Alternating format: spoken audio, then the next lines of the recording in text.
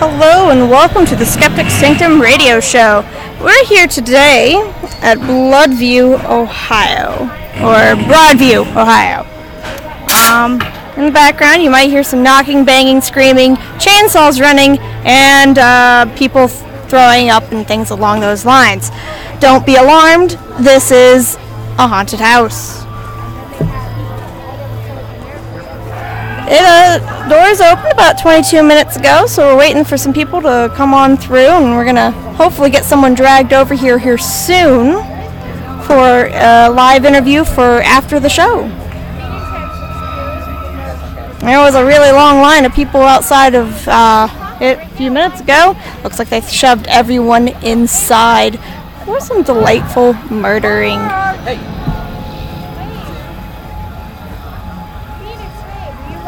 Yeah, I'm live. Yeah, see, she's live. Tom's live and I'm live. We're all different. There's not much too exciting going on right now. This is going to be mostly like our headquarters for anyone who wants to sit down and talk to us.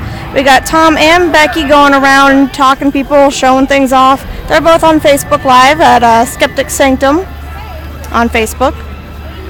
If we get anyone who has any questions, comments, concerns, curiosities, or anything along those lines, I'll be sure to answer any questions.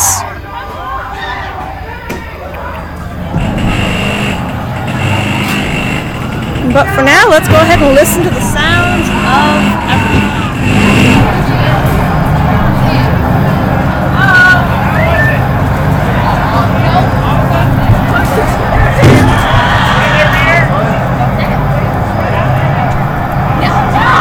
We got lost for like 5 minutes. Yeah, we got lost. We put in the circle like 5 times.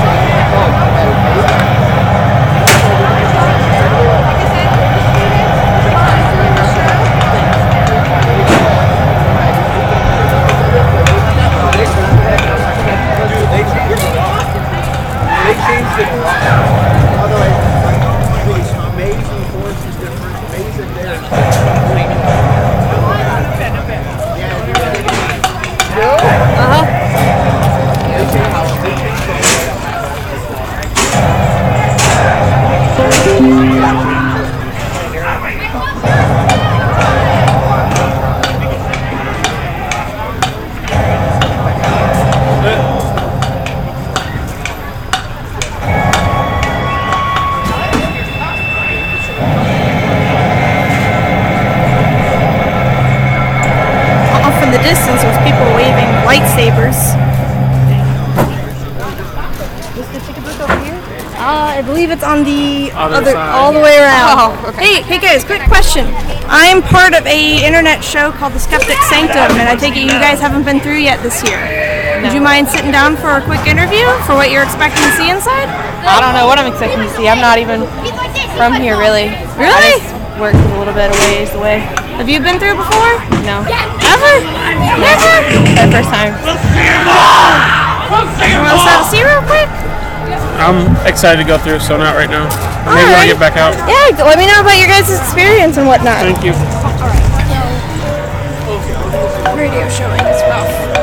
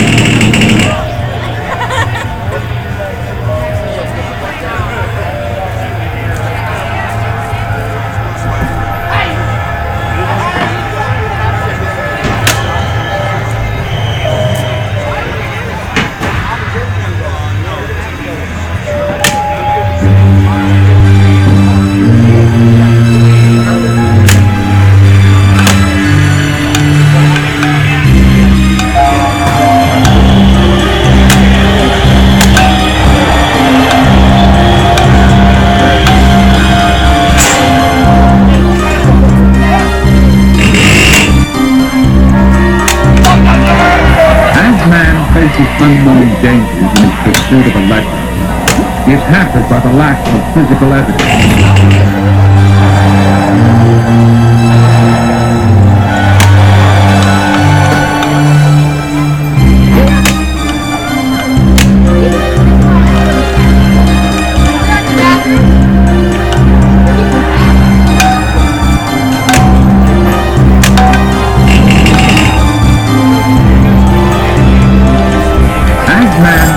Unknown dangers in his pursuit of a legend is hampered by the lack of physical evidence.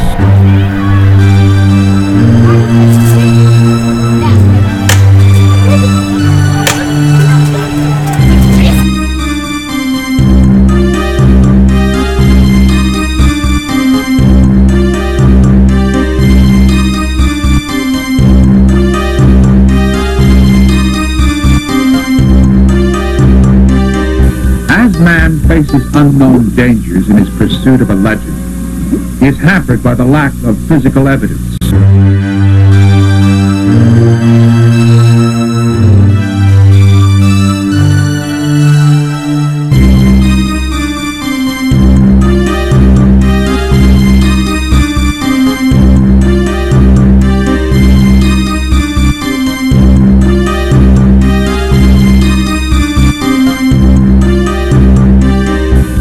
Man faces unknown dangers in his pursuit of a legend is hampered by the lack of physical evidence.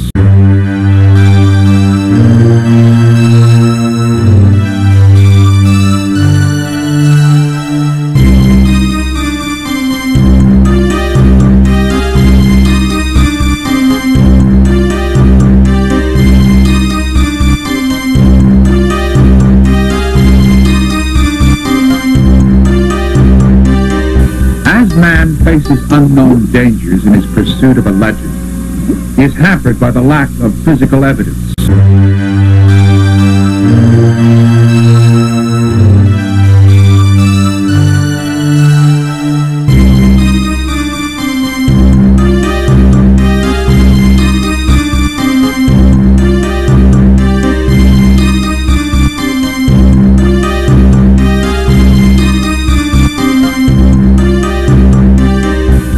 Man faces unknown dangers in his pursuit of a legend is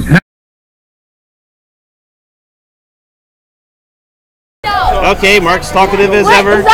Are we done? Yeah. Phoenix, what's going on? Well, we just found some lovely people just came running out of the building. I saw you guys run out. What the heck happened in there? Yeah. Bring them this way. They're bullying us, and then Come gather around the big microphone. Hey, let's go talk to the microphone over there. Well, We had a big mic. You gotta use it. creepy dolls. Creepy dolls, yeah. People screaming. We got bullied. cages and everything. Yeah, it was What was the scariest part? when this girl hopped out of this wall thing. She split it open. Whoa, Just swallowed. that's crazy. You guys gonna do it again? Yeah. All right. Alright. We can go through again. Yeah! Alright, let's go find our other friends. All right. Scared easily, not that. Oh, how's it? How'd it go, guys? That was pretty scary. Really? Yes. You gonna do it again? Dude, we have to use the flashlight. Okay. It was amazing. Yeah, the porta potties are kind of scary. They put our radio program right by the porta potties. Oh, wait, I'm amazing. So how'd it go? Good. If your camera's shy, there's a microphone. No camera. Yeah. Oh, it's fine. So You're speechless. Is that scary? yes. Was that your first? Was that your first time going through? Yeah. Do you know, like first time this year? Did you go through last year? I've never went over. You've never been through before. What were you expecting when you went in? Were you expecting like some minor jump scares? Were you expecting like lots of blood? And what'd you get? All of it? Yes. And more? Yes. All right. And almost as a seizure in the one room. Which room was that one? The one where the lights are flickering. I closed my eyes. I had to navigate her through. It's like like we had to walk through before everything got really scary, so we had to see some stuff before the lights got all flashy. And it was they were bullying us. They touched me. No. It's not, if they did, you gotta talk to the manager. I need one. They shouldn't touch you. It was like an accident. Okay, good, yeah. See, I was like walking and then like I tripped on my foot. And then Well, there's also people inside there to help you too. So if somebody gets really scared or has a heart attack, they got a way to get everybody out. Here comes some more people coming out. that's a big group coming out. Oh, Chloe. Can we go there? Like, Big group, and okay, here we go. Another. She's funny. She's the best and one. here she comes. Oh my gosh. I mean, it's really feels nice good. that Oh, damn it! Hey, love it. that the creatures, you know, they follow the people out to their cars. It's amazing. Very amazing. The people are walking everywhere. It's pretty awesome. Pretty awesome stuff.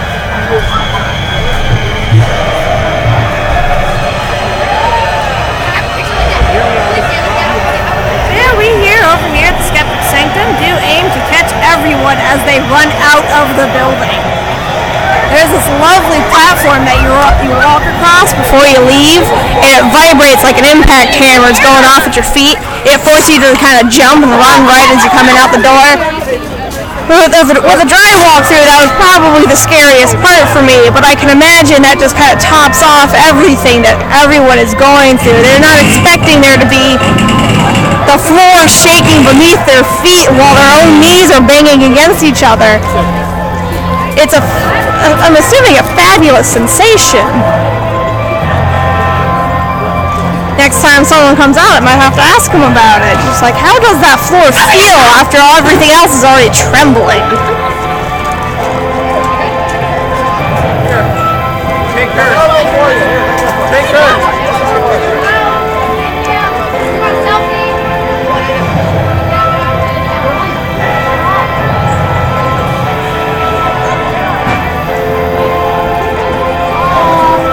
I don't even know if Mom went.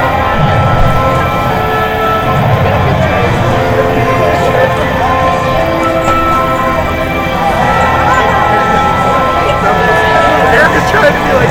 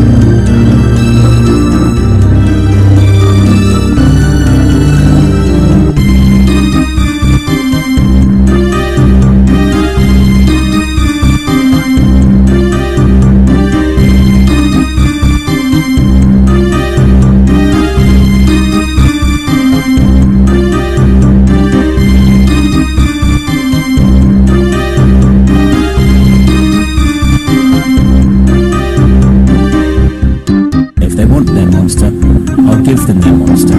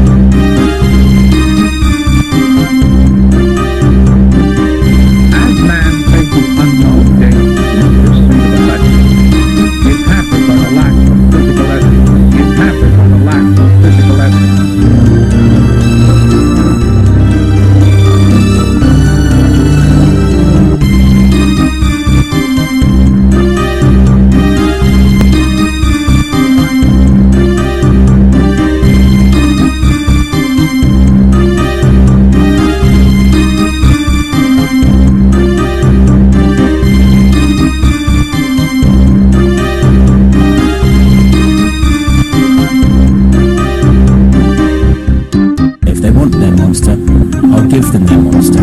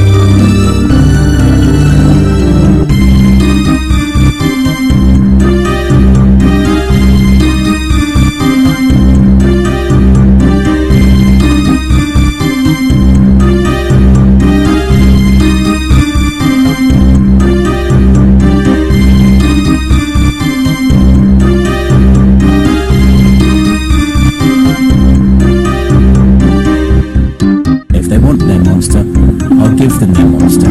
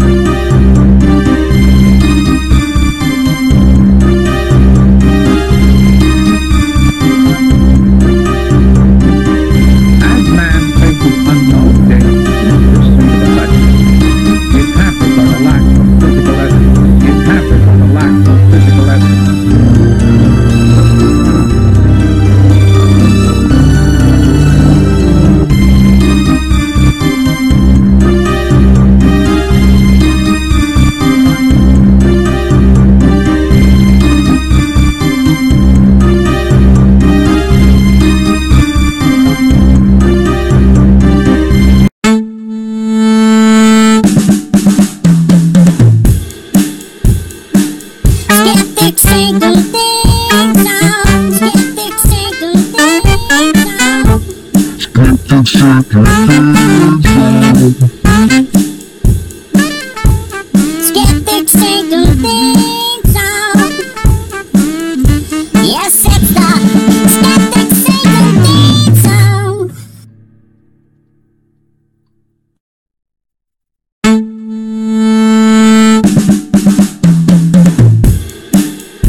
Skeptic say good things out. Skeptic say good things out.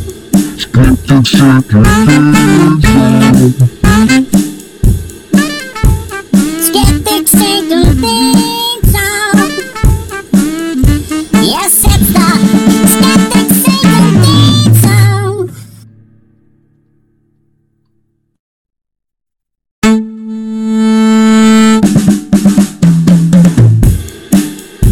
Skeptic say good things out. Skeptic say good things out. Skeptic say good things out. Skeptic say good things out.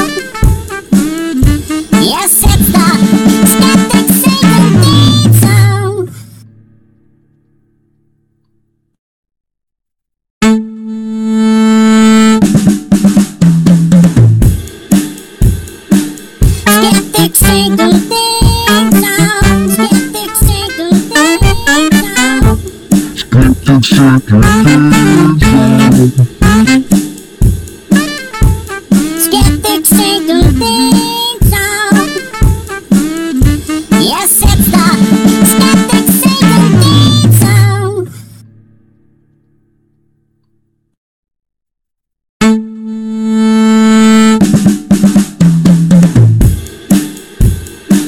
Skeptic single theme song. Skeptic single theme song. 1, 2, 3, 4, 5.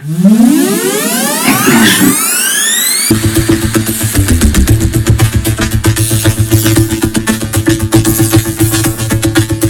Explain the unexplained.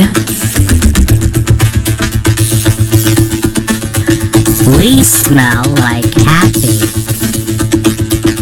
Close your eyes.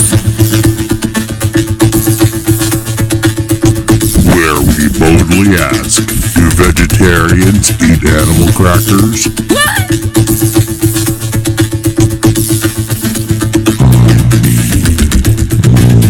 Space.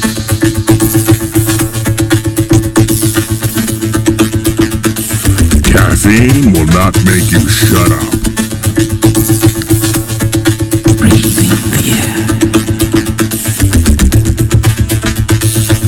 Because the llamas told me to do it. Save the planet.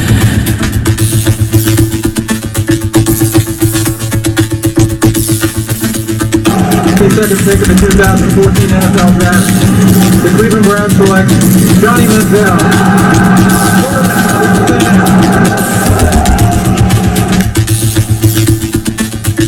This song will automatically shut down the system.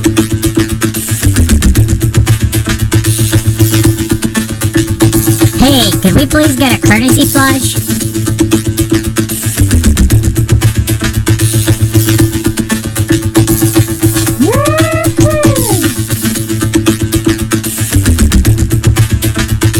Let's get this over with.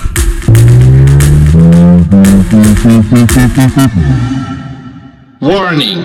The following sound may damage your speakers. 1, 2, 3, 4, 5. Ignition.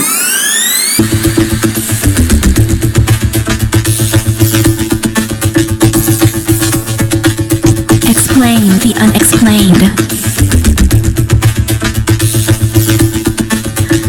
We smell like happy. Close your eyes.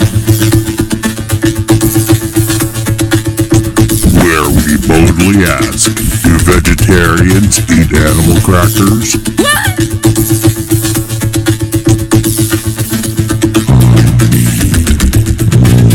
Space.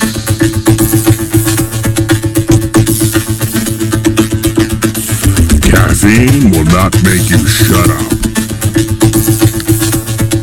Breathing the air. Because the llamas told me to do it. Save the planet.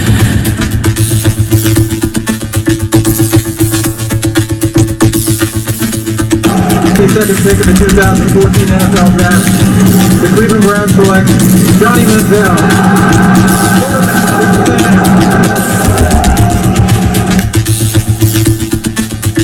This song will automatically shut down the system.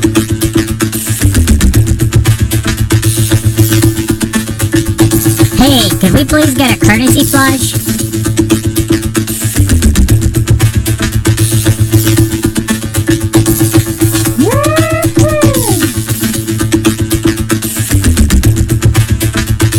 Let's get this over with.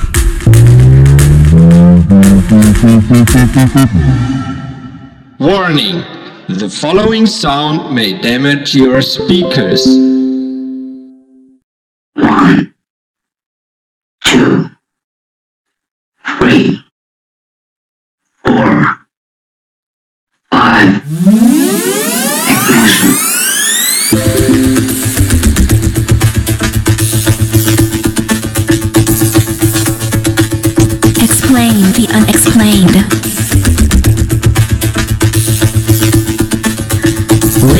smell like happy.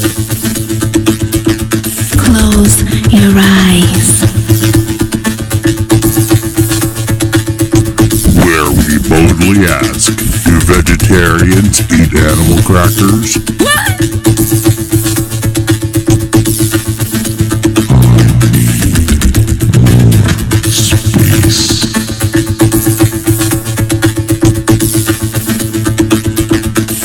Caffeine will not make you shut up.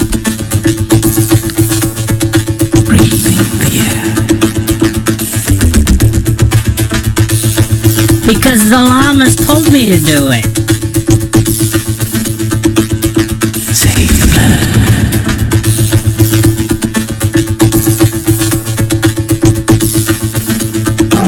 The second pick in the 2014 NFL Draft, the Cleveland Browns select Johnny Manziel.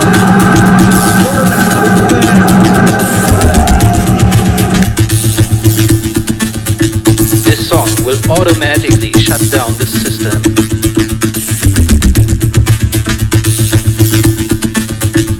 Hey, could we please get a courtesy flush?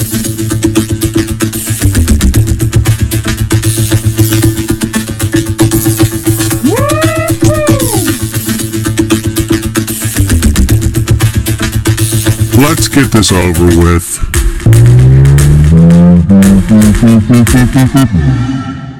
Warning! The following sound may damage your speakers. 1, 2, 3, 4, 5. Ignition.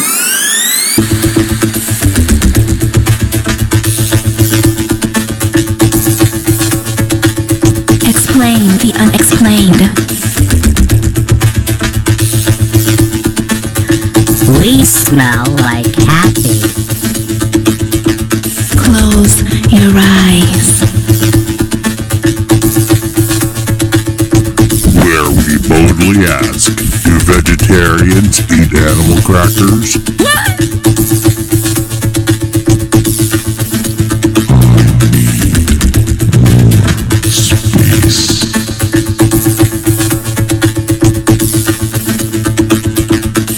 Caffeine will not make you shut up.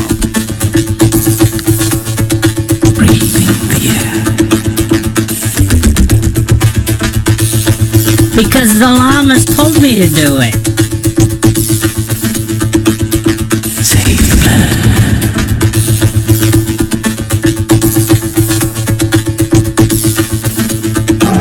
The second pick in the 2014 NFL Draft, the Cleveland Browns select Johnny Manziel.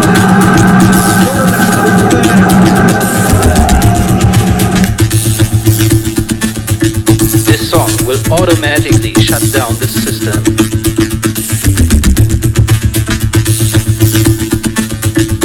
Hey, could we please get a courtesy flush?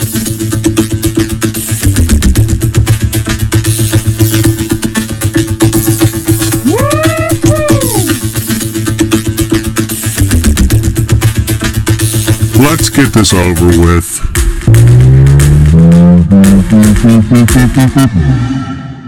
Warning! The following sound may damage your speakers. 1, 2, 3, 4, 5. Ignition.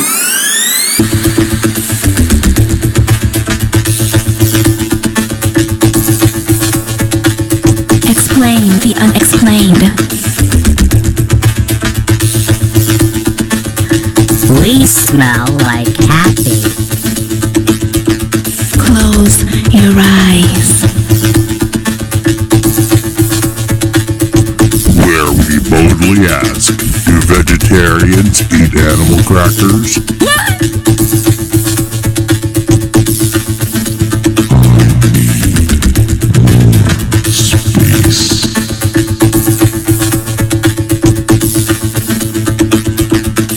Caffeine will not make you shut up.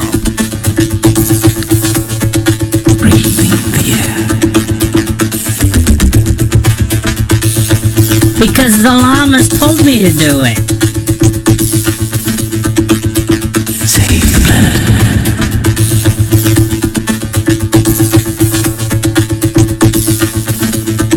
The second pick of the 2014 NFL Draft, the Cleveland Browns select Johnny Manziel.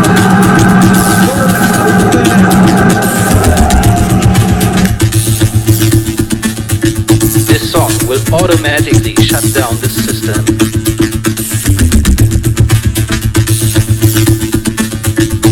Hey, could we please get a courtesy flush?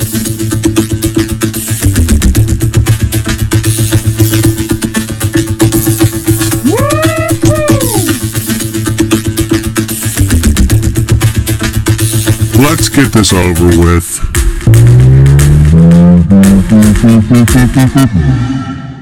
Warning! The following sound may damage your speakers. 1, 2, 3, 4, 5. Ignition.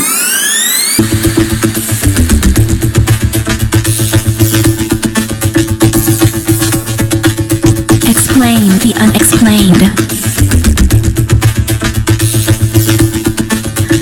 We smell like happy.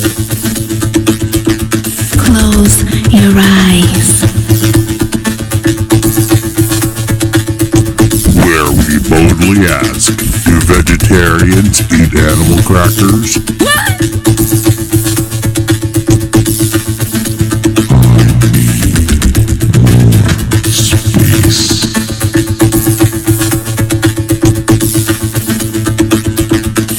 Caffeine will not make you shut up.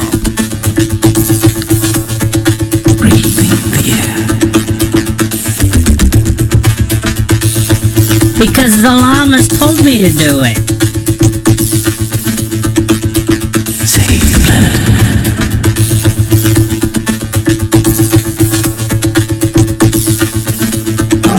The second pick of the 2014 NFL Draft, the Cleveland Browns select Johnny Manziel.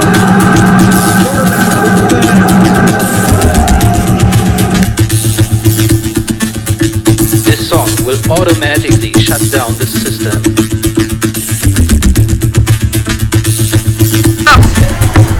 Hey, could we please get a courtesy flush?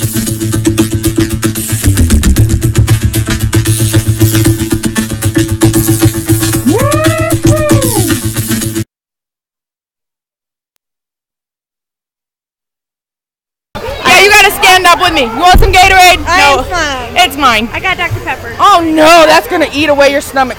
I know. Gatorade will too. Yeah. So. Is this thing on? It is. Is this live? It is. Oh my goodness, hello. So this is we're broadcasting now. Two different. Broadcasting now, huh? All right, tell me a little bit about yourself. Well, this is your interview. You invited me into it. Yeah. Yeah. Well, she Oh yeah. you. What's your name? My name's Becky. What's up, Becky? Becky G.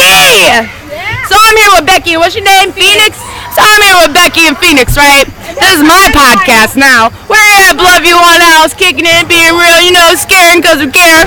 So what's up? What you want to ask me? How long have you been working here? Well, let me tell you something. I've been working here since, I don't know, going on 9 years now.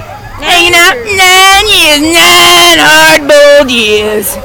Anything else? What got you into it?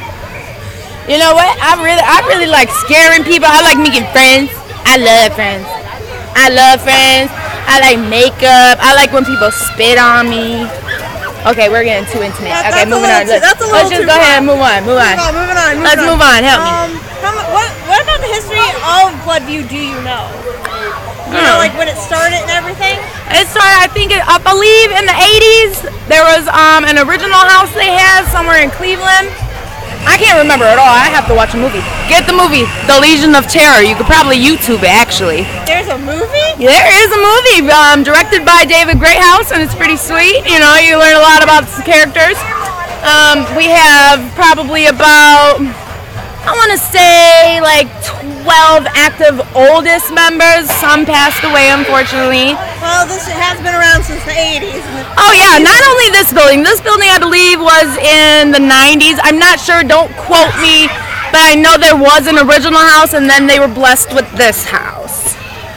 Oh, Yeah. that's awesome. It's pretty cool. We scare because we care here in Broadview Heights. Yeah, I heard everyone who's here is for charity. Oh yeah, everything. Volunteer work. Swear, scared before care, man. I don't know. It's all free, volunteer work. You work up here when you're 14. Just come through.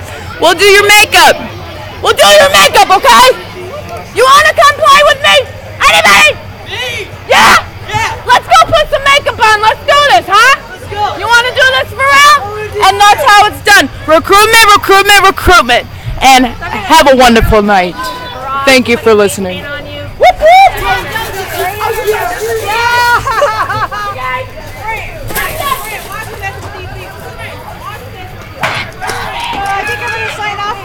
That was beautiful. I don't know who that was, but that was beautiful.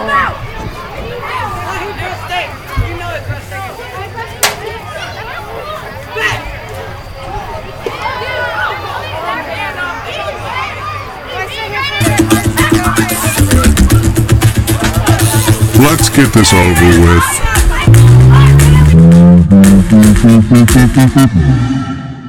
Warning. The following sound may damage your speakers. 1, 2, 3, 4, 5. Ignition.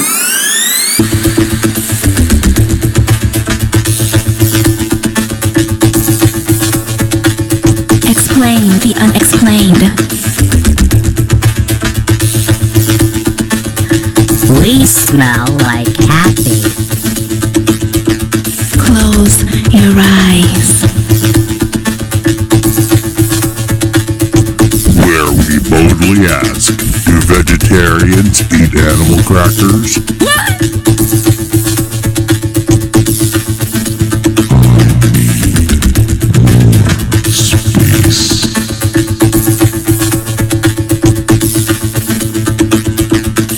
Caffeine will not make you shut up.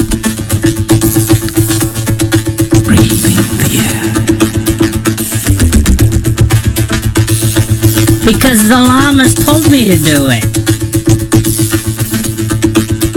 Save the planet.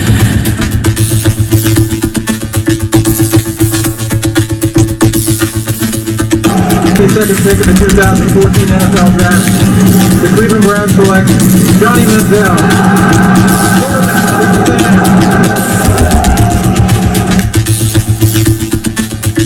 This song will automatically shut down the system.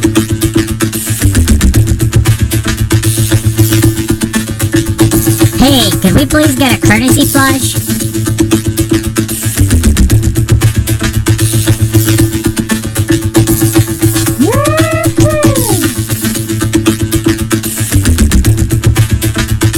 Let's get this over with.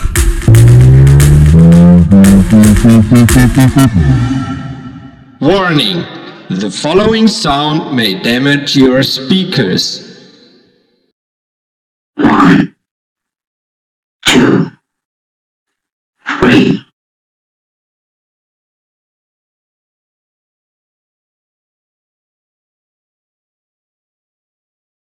Banner.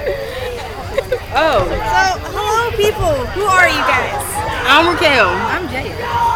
Cool. I'm also horrible with names, so kind of fun to hear one out the other. Welcome to the Skeptic Sanctum. Have you guys been through that? Yes. You guys went through Bloodview. How was it? Scary to me. She was scared. I was. I saw you trying to pick up on that big guy with the guy with the bat. Yeah, you know my friend had my back until she ran away. Yeah, she back down. I can't believe she did that. I'm gonna talk to her about that later. What she got? Being friendly. Oh, she being friendly again? Oh yeah, she's super friendly. I Hold on. interviewed her. Friend, what are you doing? What are you doing? You just keep being friendly. You know what? You have to stand right here. You in timeout. Sit down. Sit down. Sit down. Okay, back to the Y'all got me in trouble because your price stink. I hope your mother take you to jail. Get Keep that same energy. Go Go home. Remember, we're not friends. Donate to the internet. What about the radio show? Show! Nicki Minaj would be so proud of me right now! Oh my God! This just in, some random passerby just gave one of the actors $10 and the lady I was about to interview a $5 bill. I don't know where he got this money. I wish I had that sort of money. But that was adorable and that was sweet, and I see them leaving now. That's a big group of people. About 15 people are walking out the gate.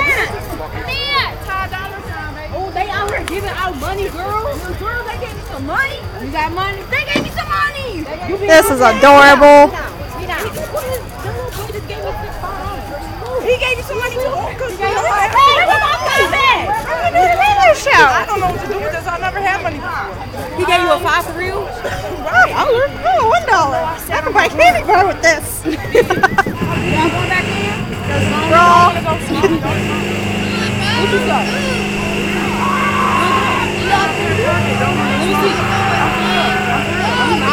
Let me go back in. 5.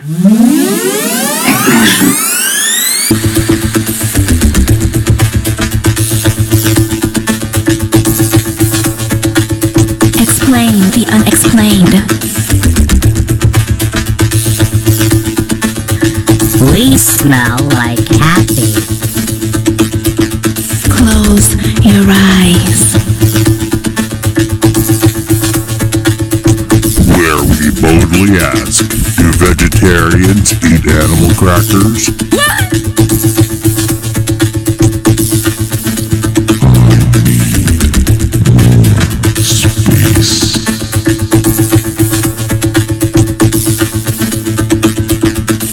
Caffeine will not make you shut up.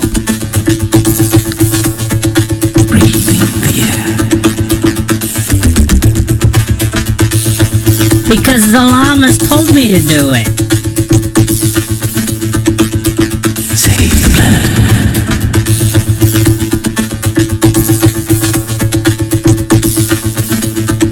The second pick of the 2014 NFL Draft, the Cleveland Browns select Johnny Manziel.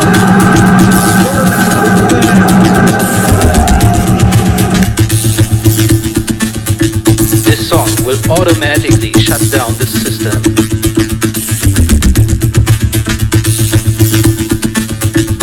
Hey, could we please get a courtesy flush?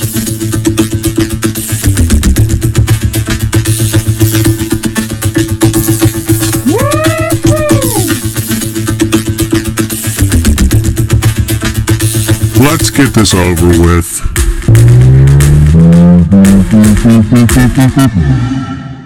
Warning! The following sound may damage your speakers.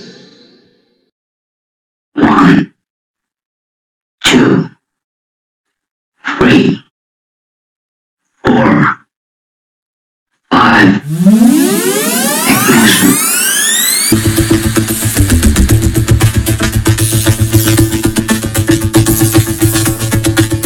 Explain the unexplained. We smell like happy. Close your eyes. Where we boldly ask, do vegetarians eat animal crackers?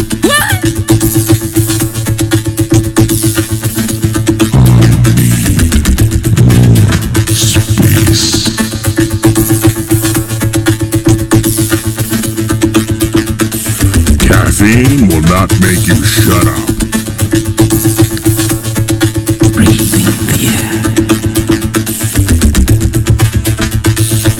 Because the llamas told me to do it. Save the planet.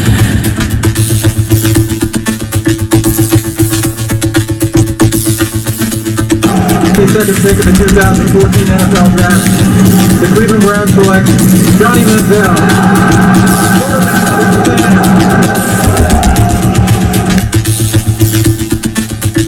This song will automatically shut down the system.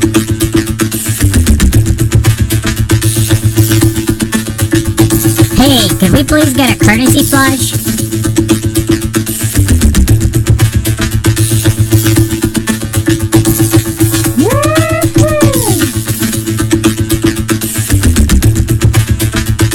Let's get this over with.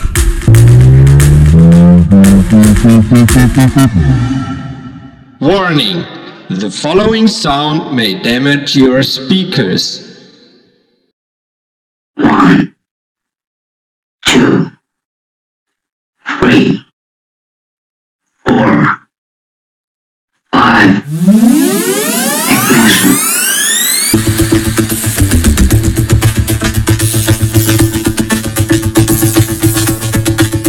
Explain the unexplained. We smell like happy. Close your eyes. Where we boldly ask, do vegetarians eat animal crackers?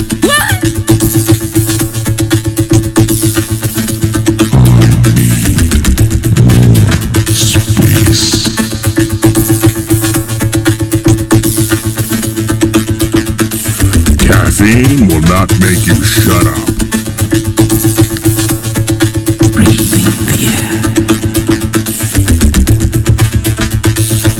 Because the llamas told me to do it. Save the planet.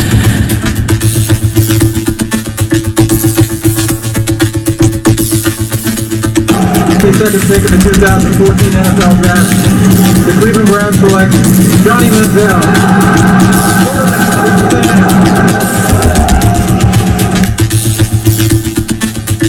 This song will automatically shut down the system.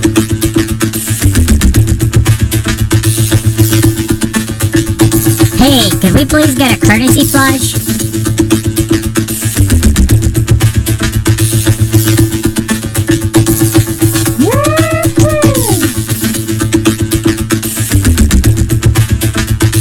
Let's get this over with.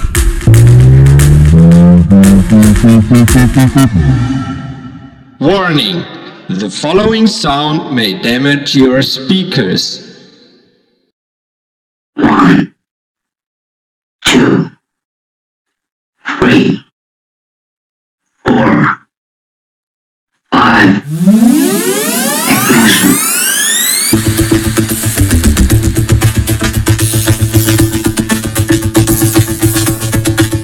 Explain the unexplained.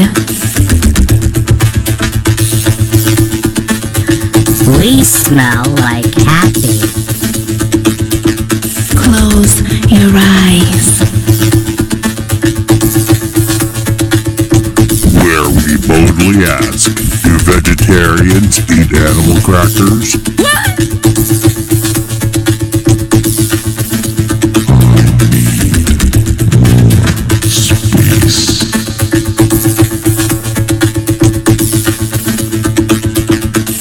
Caffeine will not make you shut up.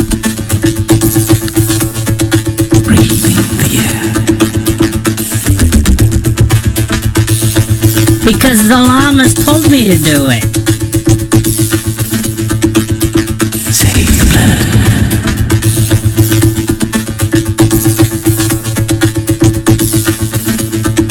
The second pick in the 2014 NFL Draft, the Cleveland Browns select Johnny Manziel.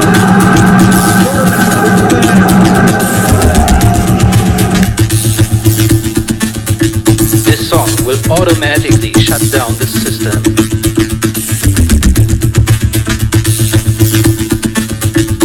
Hey, could we please get a courtesy flush?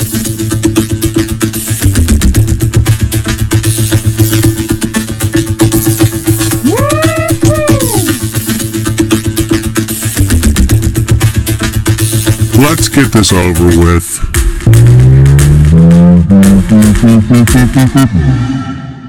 Warning! The following sound may damage your speakers. 1, 2, 3, 4, 5. Ignition.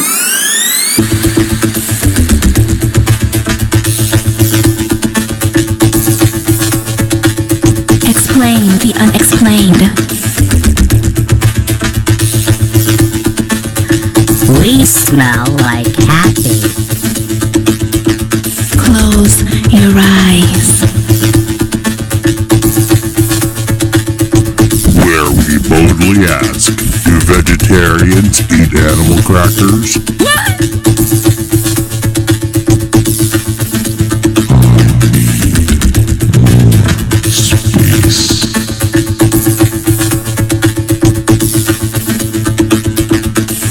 Caffeine will not make you shut up.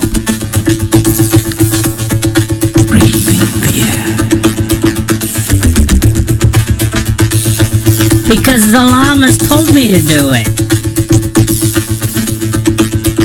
Save the planet.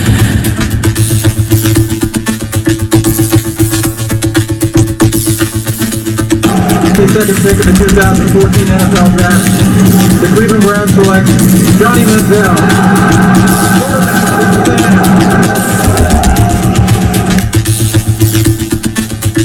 This song will automatically shut down the system.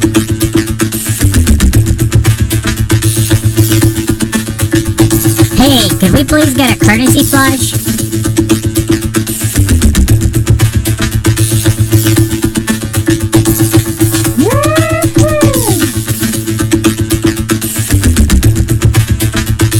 Let's get this over with.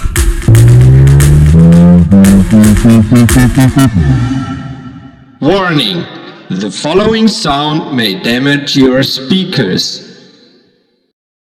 1, 2, 3, 4, 5. Ignition.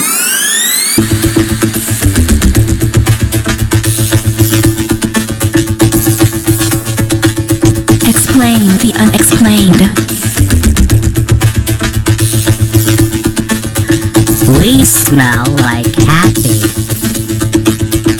Close your eyes. Where we boldly ask, do vegetarians eat animal crackers?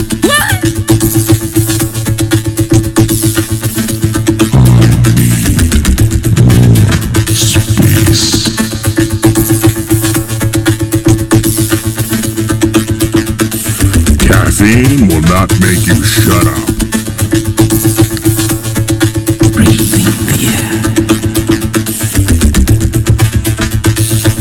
Because the llamas told me to do it.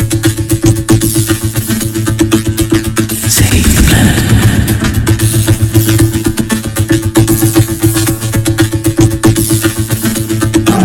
The second pick of the 2014 NFL Draft, the Cleveland Browns select Johnny Manziel.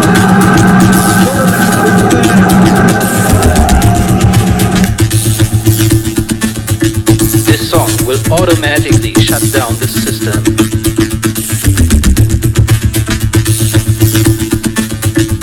Hey, could we please get a courtesy flush?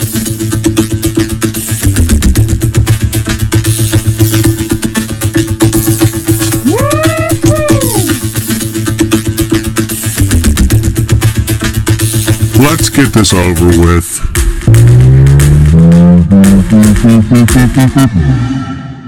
Warning! The following sound may damage your speakers. 1, 2, 3, 4, 5. Ignition.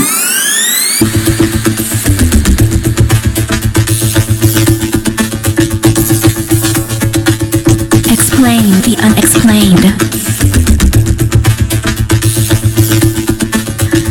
We smell like happy. Close your eyes. Where we boldly ask, do vegetarians eat animal crackers?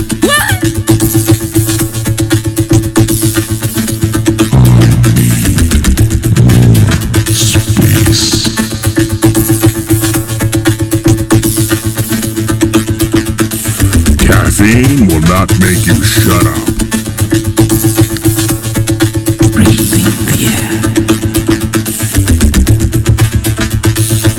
Because Because the llamas told me to do it. Save the planet.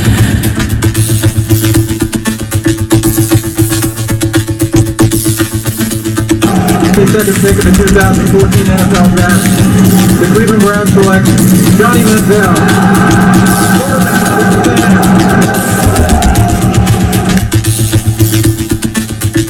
This song will automatically shut down the system.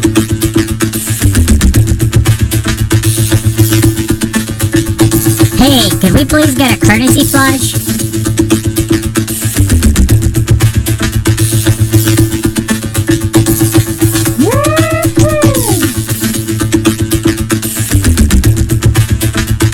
Let's get this over with.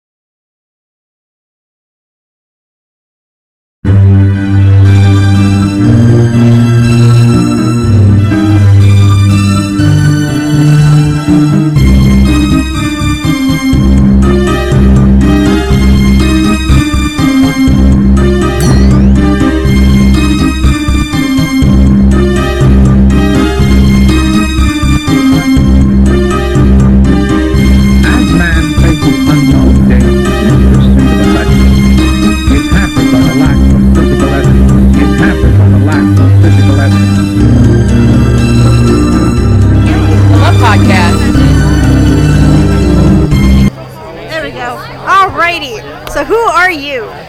My name is Rebecca Bruning, but my haunt name is Eclipso.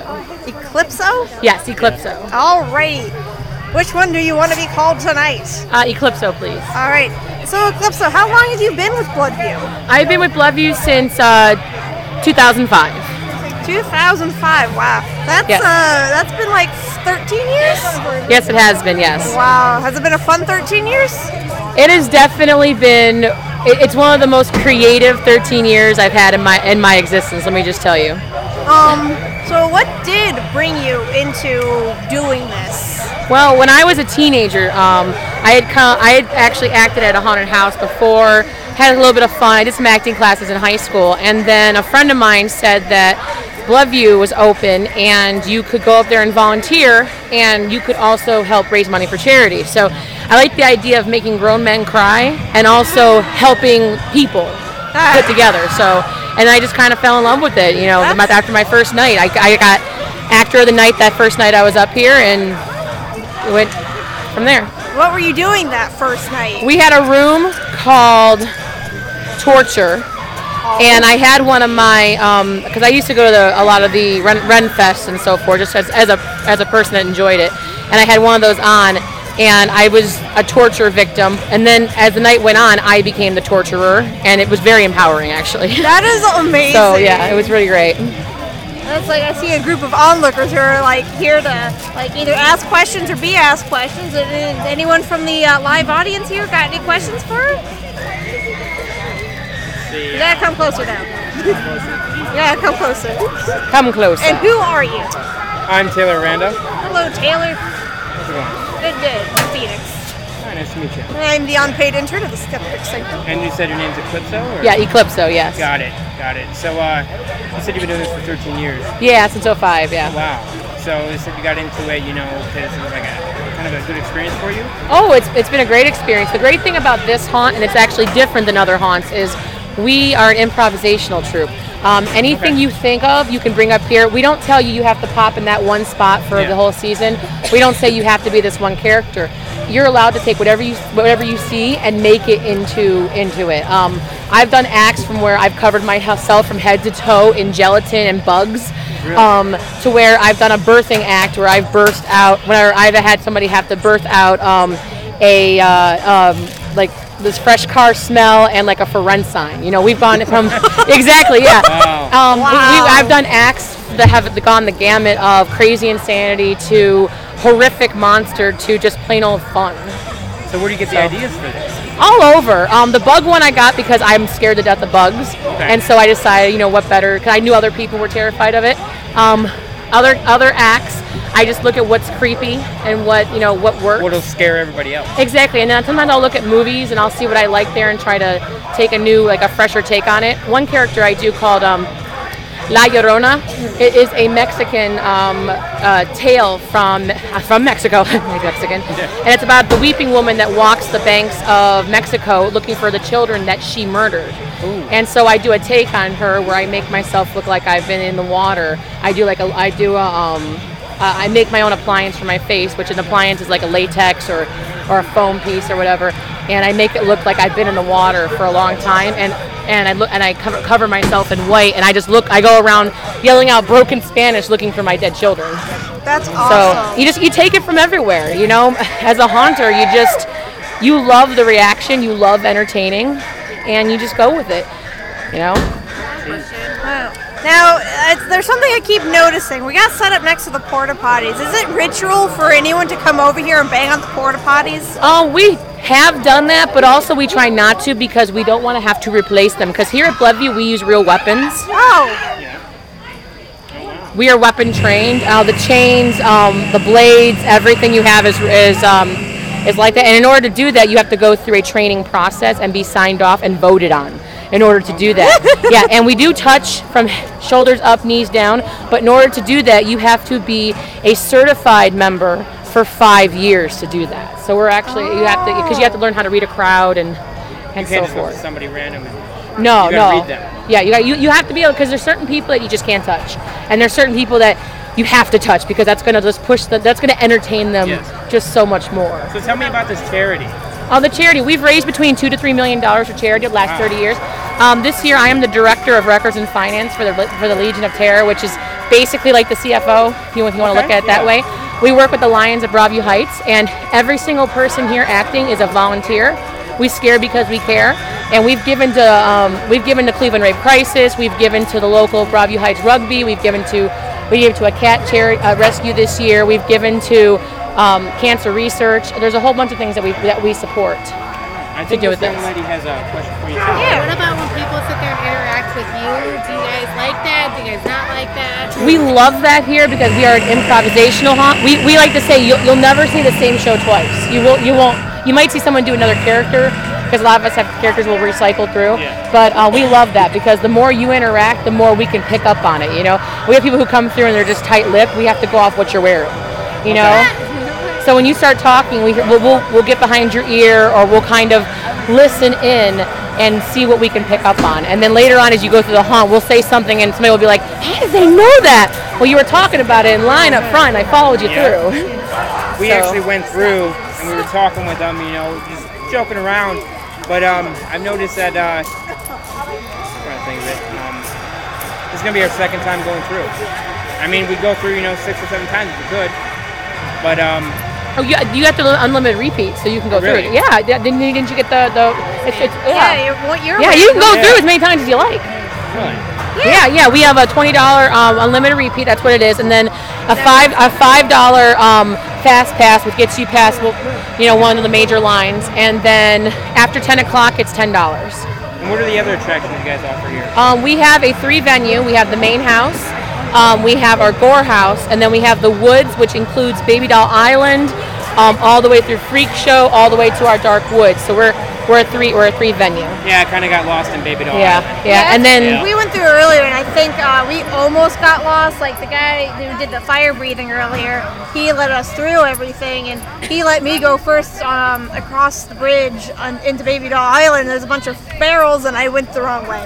Oh my. And he was like, "Nope, that's not the way you're supposed to go." Yeah, it's a pallet maze. It's actually based off of a real island off the coast of Mexico where all these baby dolls are put in remembrance of dead children. Nice. So we base rooms. We design the rooms here too. We are like build it. We build it. We do the makeup. We do the acting. I mean, I've been here with our crew has been here since January, working on new rooms, reworking things, and so forth. Yeah, we work all the way through. So it's a new experience every year. Oh yeah, we try to change the rooms up. Like we actually just did a whole revamp of the main house, and next year we're looking to do. Yeah, the main house is the main house is right here, and over there is the Gore house. Yeah. I'll tell you what, it's my first time being here, and I definitely experienced a great time. Oh, definitely. And if you're ever interested in coming up and acting yourselves, we love having you. We go from as young as 14 to 99. We have people who. Really? Yeah. So if you'd like to come on up and volunteer, we love it. Who is that in the before you go into the kitchen? The kitchen. Oh, the Hell House, that area. Yeah, there's the maze, and then there's then there's that room. I think Ethna is. I think probably your oldest. She's one of our oldest. Our oldest props that we have. It's not an actual human skeleton, although the rumor was that somebody actually put blood into it, but it wasn't true. Because all the props here we make, and if we haven't made them, we've adjusted them some way, because we actually run our entire haunt on a shoestring budget of about $1,500 to $2,000. Wow. And we do our own makeup. Our budget's actually pretty low for that as well. And most haunts will put like 5,000, 6,000 into one set. So all this is, and all the people who do the sets are volunteering, building are volunteers as well. We do it because we care and because we love it. It's like having a blank canvas and being able to just paint whatever you want. Exactly, you're totally right. Now, I heard something earlier about Baby Doll Island, that the bridges you go over, it didn't used to be a little creek right there. It used to be a bog. Were you here for any of that? Yeah, it was. Okay, all that back there wasn't built. Actually, when you used to come into Bloodview, around that area, you would come in and drive in, and then you would exit out here. But because it's protected wetland over there, we can't do that again. And so the bog over there is like the protected wetland, so we can only build to a certain spot. Oh, wow. So, because, we very much support the environment, and we follow environmental laws. Well, so that's good. I mean, you guys might, you guys are here doing it for charity, so you might as well follow all the laws, too. Exactly, yeah. So where can I find this, You can find us at facebook.com/Skeptic Sanctum. You can also find us on the net. We're in the middle of host switching, so you can actually find us at skepticsanctum.net. .net, because I need to get the old one back still. We used to have a .com. How long have you been interviewing here? I'm interviewing here. This is our first year coming to Bloodview to interview. We've been on and off air for over 3 years now. We started back in 2015 or late 2014. Can't remember which. I've maintained the unpaid intern title. Got it. But I'm also one of the 3 hosts. Wow. You enjoy it? I love it. So that gives us a good, honest review. Yeah, we're a podcast. We are out of Northeast Ohio. I actually went to Brexford Rodney High School. So did I. So it's like I'm not from like New Mexico. I'm not from LA or anything, or New York or anything. I'm from North Ridgeville, so. So yeah, we're all from the area. We started out as just like a paranormal investigating team. Okay. We're Lantern Paranormal. We can find a bunch of Ohio like haunted places and stuff like that. Town. You do know that some of the equipment we have in the haunt came from the old sanitarium, right? That's what I heard rumors about that when I was going through high school, and I never really got a chance to really get into They donated quite because a lot of our things we run on donations quite a bit in sponsorships, and when they were closing down the mental institution up the road, we were able to grab some of the things. And some of our people say the energy that kind of came has stuck. Yeah, so like I don't know if it's just the equipment in there, or you guys did really good with decorating or what, but it does give you that vibe of definitely something's in there, but you're not sure what it is. You're not sure if it's the environment, stuff from wherever, all the emotion and energy that's been left as residue for the past however many years this has been the building. So I remember I've had 2 people tell me now that this is actually the second location. It is. The first one I think was on Richmond Road, I want to say. Please don't quote me on that, because I wasn't around for that, because that was actually in the early 90s. Yeah. I was like in first grade, so it was like barely I was barely aware of the world. But yeah, and then they came here. So sorry if I was shaking the you're fine. The thing. So yeah, we moved here, and it's a wonderful place. It really is. It's a place you can come and you can just create what you like, and then as a customer, it's a fully interactive haunt. Fully interactive. We train our actors to interact with you. As you watch, they're all walking around the picnic tables. You get entertained when you're eating your nachos. You get entertained when you're in the line. You get entertained when you're in the haunt. So nobody is safe Yeah. But it's like I'm not a big jump scare person, and it's like whenever we went through the dry run, it's like there's a lot of opportunity for jump scares, but the environment itself is kind of oozed with that thrill of just like, this is a scary environment. I don't know, you're physically, you don't want to be there, but mentally you know you want to be. It's a love-hate relationship with that. It is beautiful. I don't jump easily, but I jumped a couple times here. And that's rare, and that definitely makes me want to come back. Good. We'd love to have you. Just so you know, on September 30th, we are going to be adding a show. It's on a Sunday. It's $10 to get in, and every single proceed taken from both the Lions and the Legion of Terror is going to go to St. Jude's. The entire night taken. The entire night. So we're going to try to get some news crews up here we can to really raise money for St. Jude, because St. Jude is an awesome charity that does not turn any child away who has cancer. Amen. Even if you are the poorest person on the face of the planet, if your child has cancer, they won't turn you away. Never. So we're going to. That is September 30th.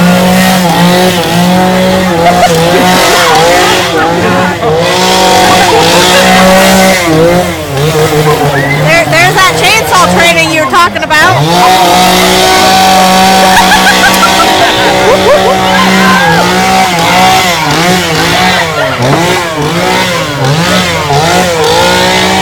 Tell me you don't want to. Just say it. Well, it was a pleasure. Pleasure. Thank you. No problem. Thank you. And it was a pleasure. Thank you so much. Thank you, Eclipso. All right, thank you. No problem.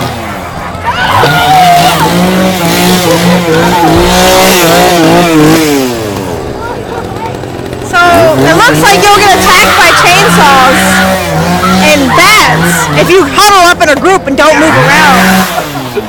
But I'm gonna go ahead and put on some sounds, so enjoy the random music that I put on repeat.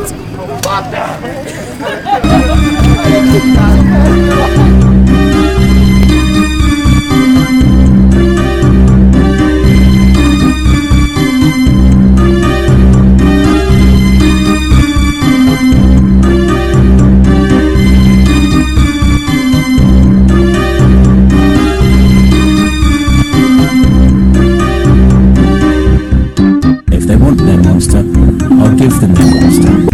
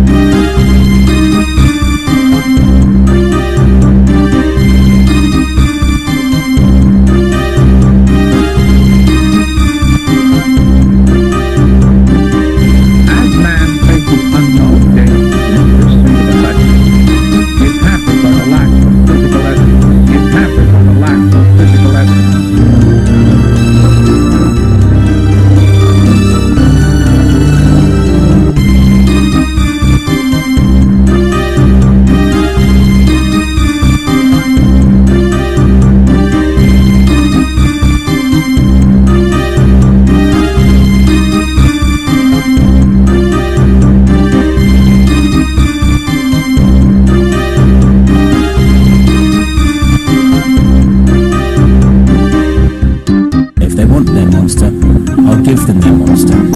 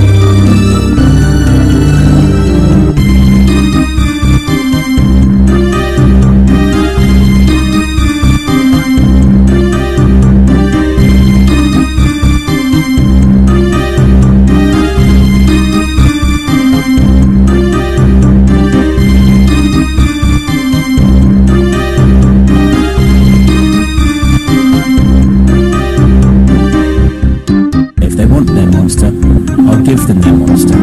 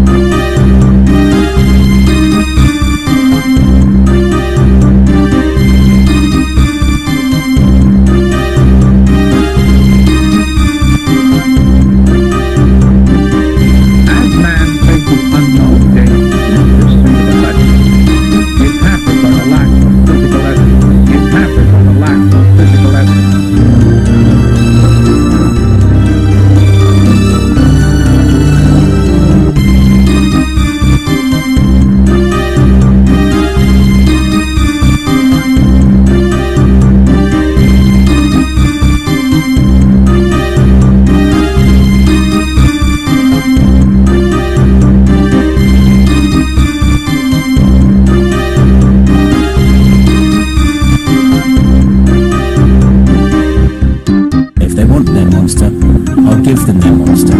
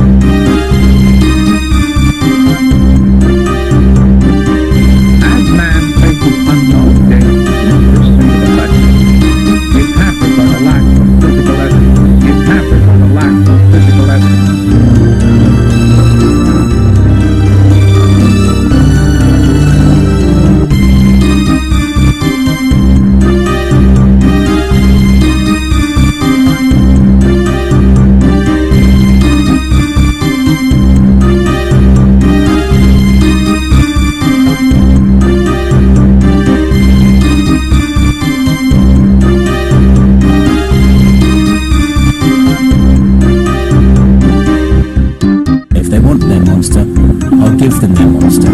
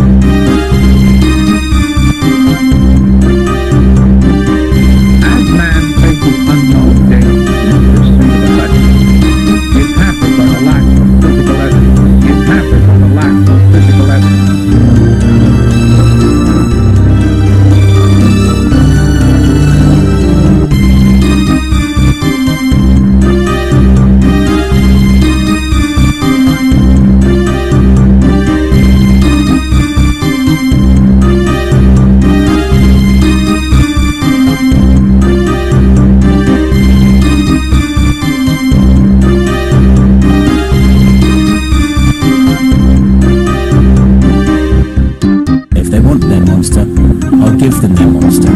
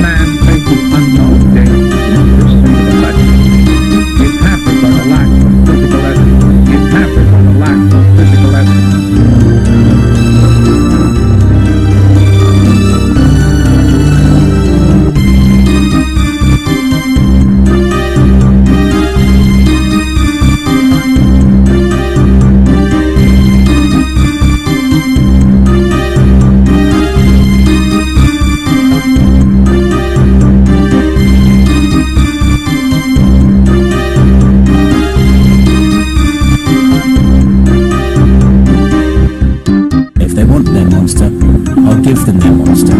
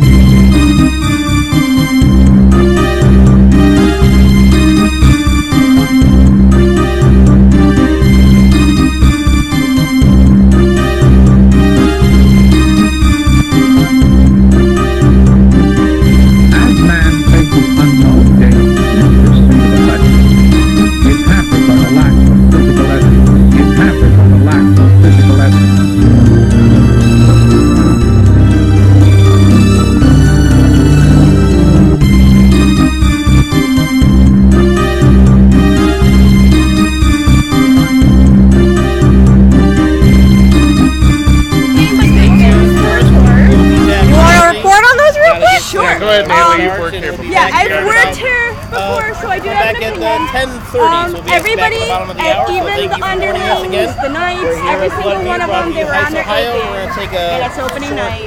30-minute And that's break, exactly and then how we'll it be should back. be. So you can still follow us. You know Follow what I the action mean? live on YouTube. You gotta bust out with your Skeptic eight. Facebook Oh, page, hang on. our Am I on? website, and Yeah, you're on. then All right. Maybe this goes. You gotta just be like within this clock. All right. Well, I'm Natalie. I've worked here before, and I just want to say you guys were completely 100% on your A game for opening night. Both the underlings, the knights, every single one of them. You guys were on your A game, so just keep it up throughout the season, because that's how opening night should be. So. I like how we changed up the haunted house too. That was The houses, they were changed up and decked out really nice. I felt like most of the places, some of the places were more maze-like this time, and I really liked that. Yeah, Pathway was different, which was nice because it's been the same for a couple of years. What is Pathway? Because I did a drive-through, the whole thing. Yeah. And I don't remember them referring to anything as the pathway. Well, I just mean the walkway, the directions you go through the haunted house. 'Cause Oh, usually the it actual goes, pathway. Yeah. It usually goes this very specific way that I've gotten used to over the past couple of years. Over the years. But yeah, it was way they different. change it up, which was nice. Yeah, I was like, I Yeah. was even getting lost, and it was like, I've worked. Yeah, she worked here and she was Like, getting wait. disoriented, so that was good. Yeah, so they changed things. It's nice to hear that from people who used to do this here, and they have whatever your reasons you're not doing it anymore, but you're here Right. back supporting whatever cause they're supporting. Oh, Of absolutely. course, because this is how I got into haunts. Was Thank you. Do you want one too? I'm good. But no, I actually got into haunts doing it here. I really respect what they do, that it's for charity. But I just had to get out and do more different haunts for whatever, I got the haunt bug, I wanted to go experiment other haunts, but Well, we usually go to Bloodview I always first in the come season here- because you're usually open the earliest and, as a customer, not just to as give the crazy support, as some of the other ones. And you guys are doing a great job. Yeah, my mom literally just had her birthday. If this was 1960 something, it would be Friday the 13th, and she would have been born today. Oh, nice. So that was, but it's actually technically the 14th today, but it's the Friday that would have been the 13th if we moved a little bit further on the month. Right. So Awesome. it's her birthday, though. Yeah, it's her birthday all month long, so Nice. happy birthday, Mom. Happy birthday. She's here somewhere. That's awesome. All right, well, you guys have a good evening. Well, you guys have a great rest of the evening. You Oh, guys yeah. all did wonderful. Well, we're probably Keep it going to up. be here all night. Awesome. Yeah, check us out at the Skeptic Sanctum. Sure. We will. You literally just Google it. We're like the first thing that pops up now. What is it called? Skeptic's Sanctum. There's a giant purple banner right here. Skeptic Sanctum. All right. Yep, there's our Facebook page link right there because that's the only thing that stays static at the moment. Got you. I'll definitely check you guys out. Yeah, I see he's already looking for us. Yeah, right now. If I would have gotten my act together a little earlier, around August, say, I probably would have talked to more people who work here, because I've worked here in the past and I'm doing like a YouTube channel. So I was like, Well, just talk it up now, Natalie. They only need a little bit of time to decide I was to like, come well, here. like, I was wondering at some point, maybe not this season, but maybe next season, come in a little early so I can like film you guys do some stock scares. We're not Bloodview. Not them, but the Bloodview. Film some stock scares for the channel and promote them a bit. So I have to talk to them sometime next summer about that before this season starts up again. All right, well, have a great time. That actually hurt.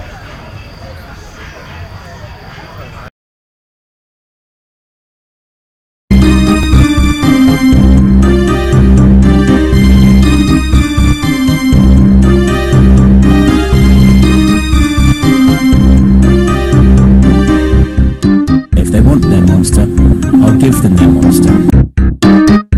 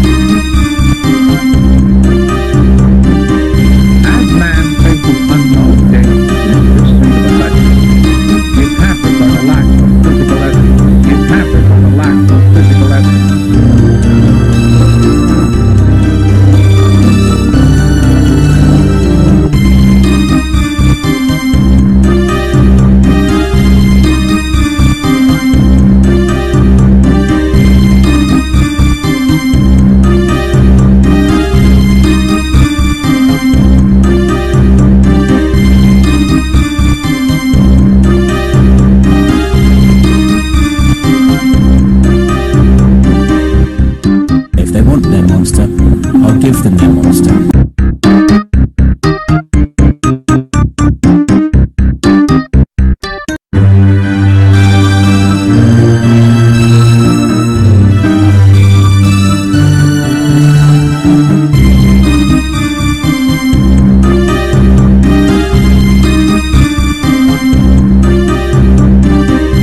Flashing button. Yeah, you push that button. And it comes on.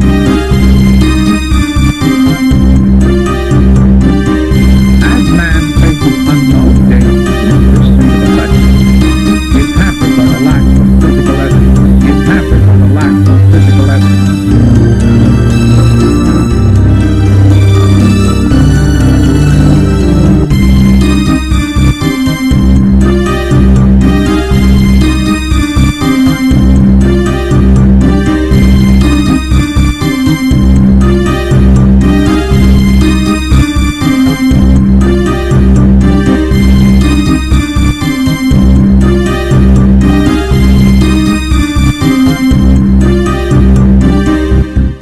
If they want their monster, I'll give them their monster.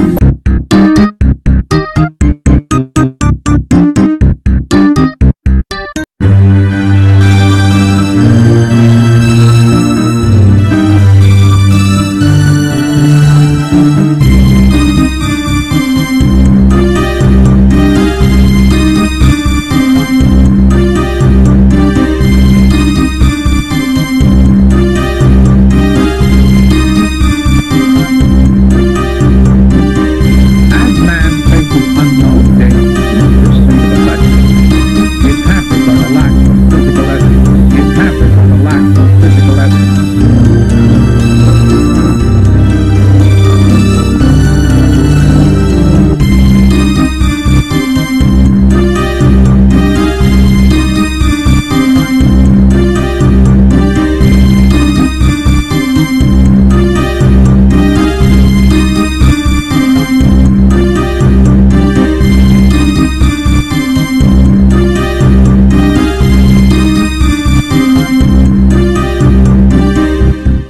If they want their monster, I'll give them their monster.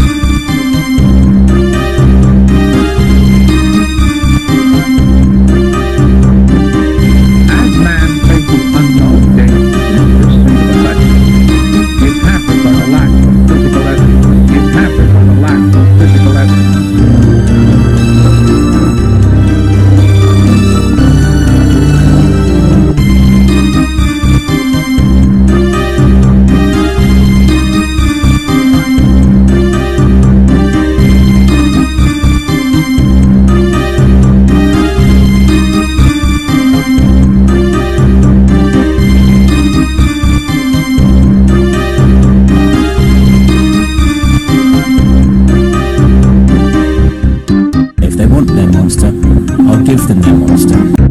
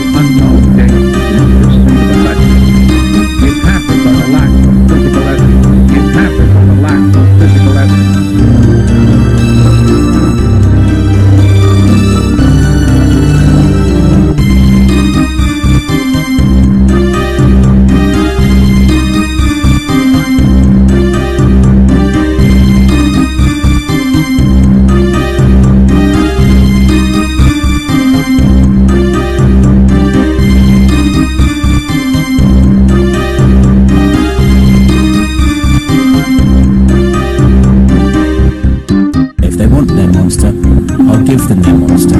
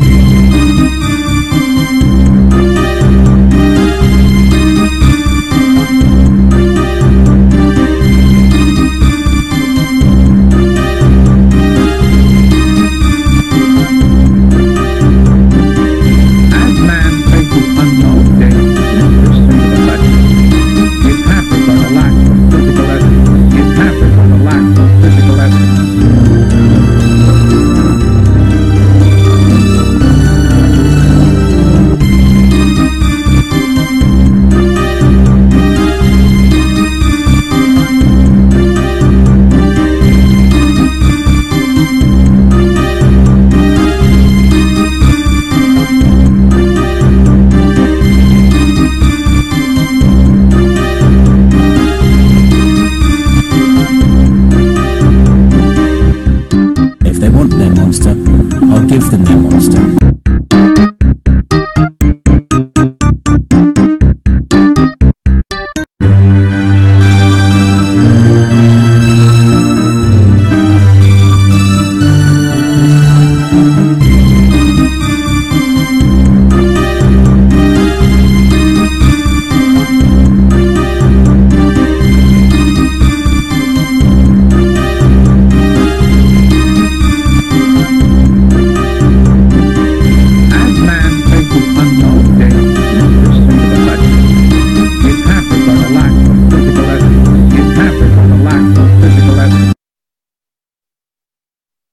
This is a microphone. So tonight, who are you? My name's Vertigo. Vertigo? What brings you here tonight? What brings me here? Yeah, do you The just screams. Are you serious? Yeah. Come on, darling. Hey, somebody earlier told me it was for the blood and gore. Oh, it could be for that. No, all bodily fluids don't count. Oh. I'm here for the screams. It's jet fuel, per se. How often have you been coming here for the screams? Let's see, it's about my 8th season. 8th season? Ooh, that's quite a while. Oh, yes. Wow, so how did you first hear about the screams? What really brought you here for that first season? I had some friends who were like, how far down the rabbit hole do you really want to go? I didn't know, so why not? Why not just have fun? Let's see what magic happens. Seems like you took more than just like a plunge down the rabbit hole. Looks like you took a bit of tumble too. I fell. Oh, I fell hard. But that's okay. I got back up and I kept going. And guess what? All the screams in my head turned into all the screams of your lovely people. Nice. It was all for the fun. Because who else can find a lucky little divider in this life to get away? Oh, honey, you want to see another dimension? Come here. So, You've been here for 8 seasons, coming and going. What do you know about some dirty little secrets that go on around here? Why dirty little secrets? Why? Who says there's secrets? They might not be secrets. Do they smoke? No. They don't smoke in the break room? No. There is no break room. There's no break room? We don't have a break room. What's a break? No. Tonight there's no break room? There's never been a break room. It's just the room you guys all go and get sweaty in. This whole place is where we have fun. Yes, you do. This whole place is our playground. I was gonna say, I feel like this whole place is your break room. I'm gonna come over here.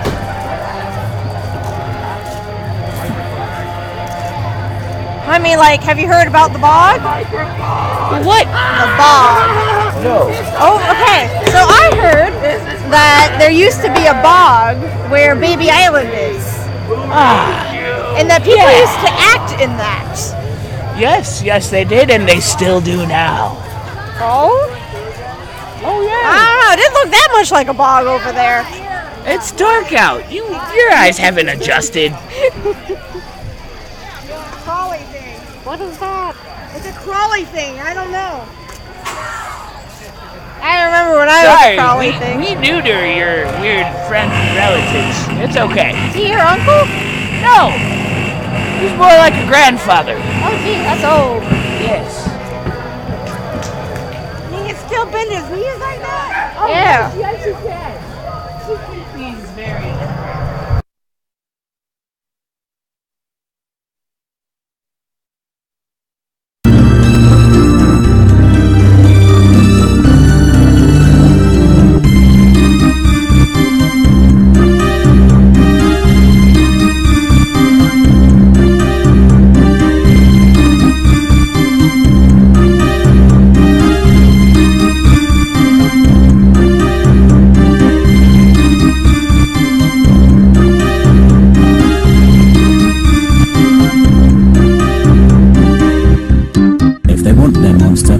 I'll give them their monster.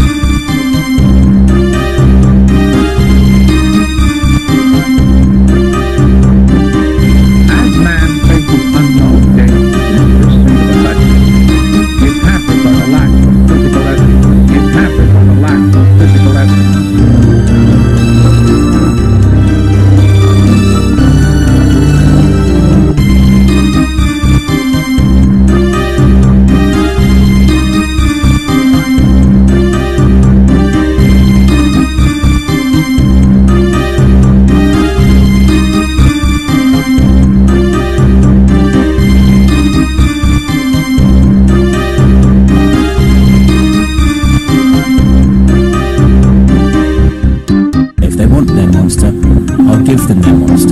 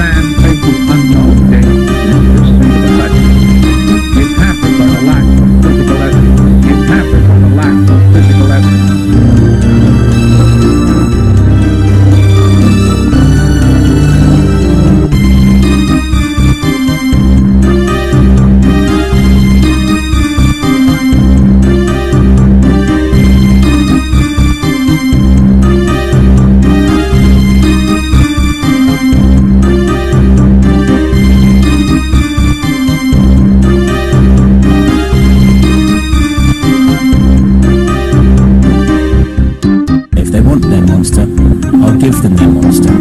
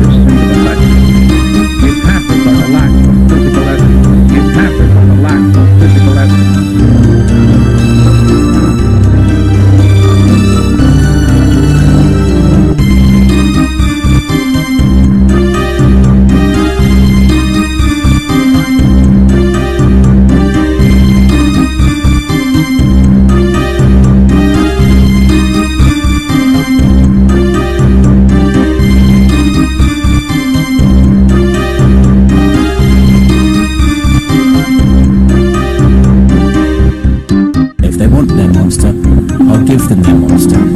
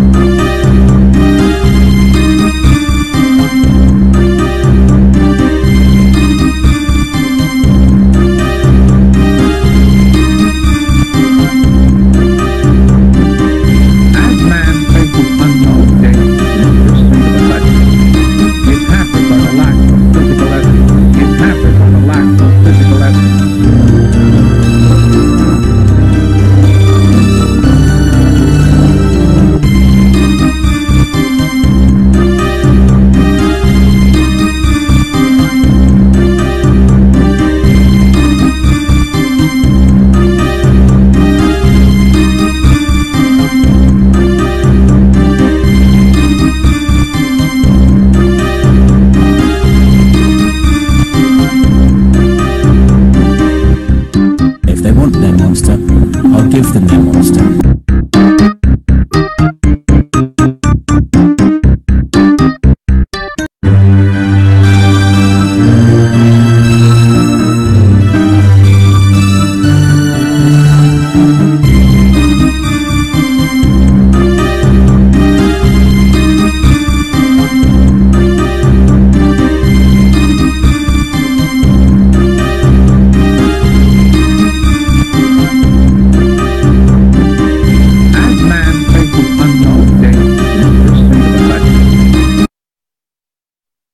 Go ahead and introduce yourself real quick.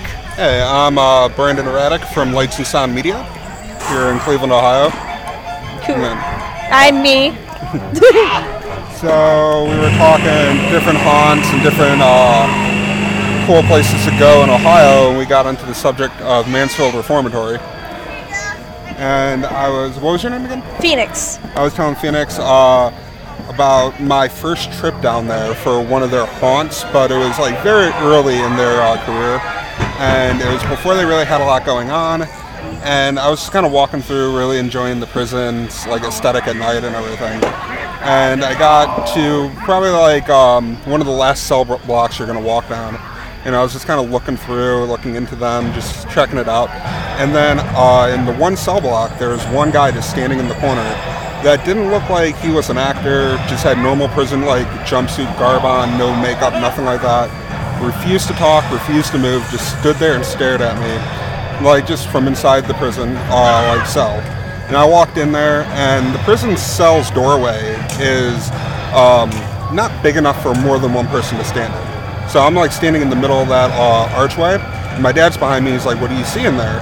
And I was like, "This dude, but he's not doing anything. I'm kind of bored with it." So now my back's facing the cell. And he's like, "Let me see." So I back up and let him through the doorway. And he's like, "Where?" And I turn around and there's nothing in there anymore. Wow. And I asked around and they're like, "No, we don't do trap doors in the cells. We'd have to actually like cut the blocks and whatnot. So we can't really do anything.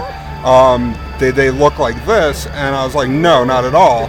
And then finally, one of the guys later on, years later, after I've been working with them with photography and stuff, pulled up what old prison like inmates used to look like, and that guy looked exactly like it, same garb, same jumpsuit and everything. So yeah, it's probably one of the first times I probably have ever seen a ghost, and it was at Mansfield. That's actually really cool. For me, like aside from like childhood experiences, I lived in a haunted house when we lived in Germany. It was cool. But aside from that, nothing really happened after we moved out of Germany. And it wasn't until I moved to Idaho. And we were there, it was our last couple months there, and we decided to go to the Idaho Penitentiary. Oh, nice. They had it was like Veterans Day or something, or Memorial Day, and that's what we were going for. And my first encounter that was outside of the country of Germany was you go into this one cell block, and the guy's talking about how this dude was going in for, like, he was real calm about this and everything. He was going to be hung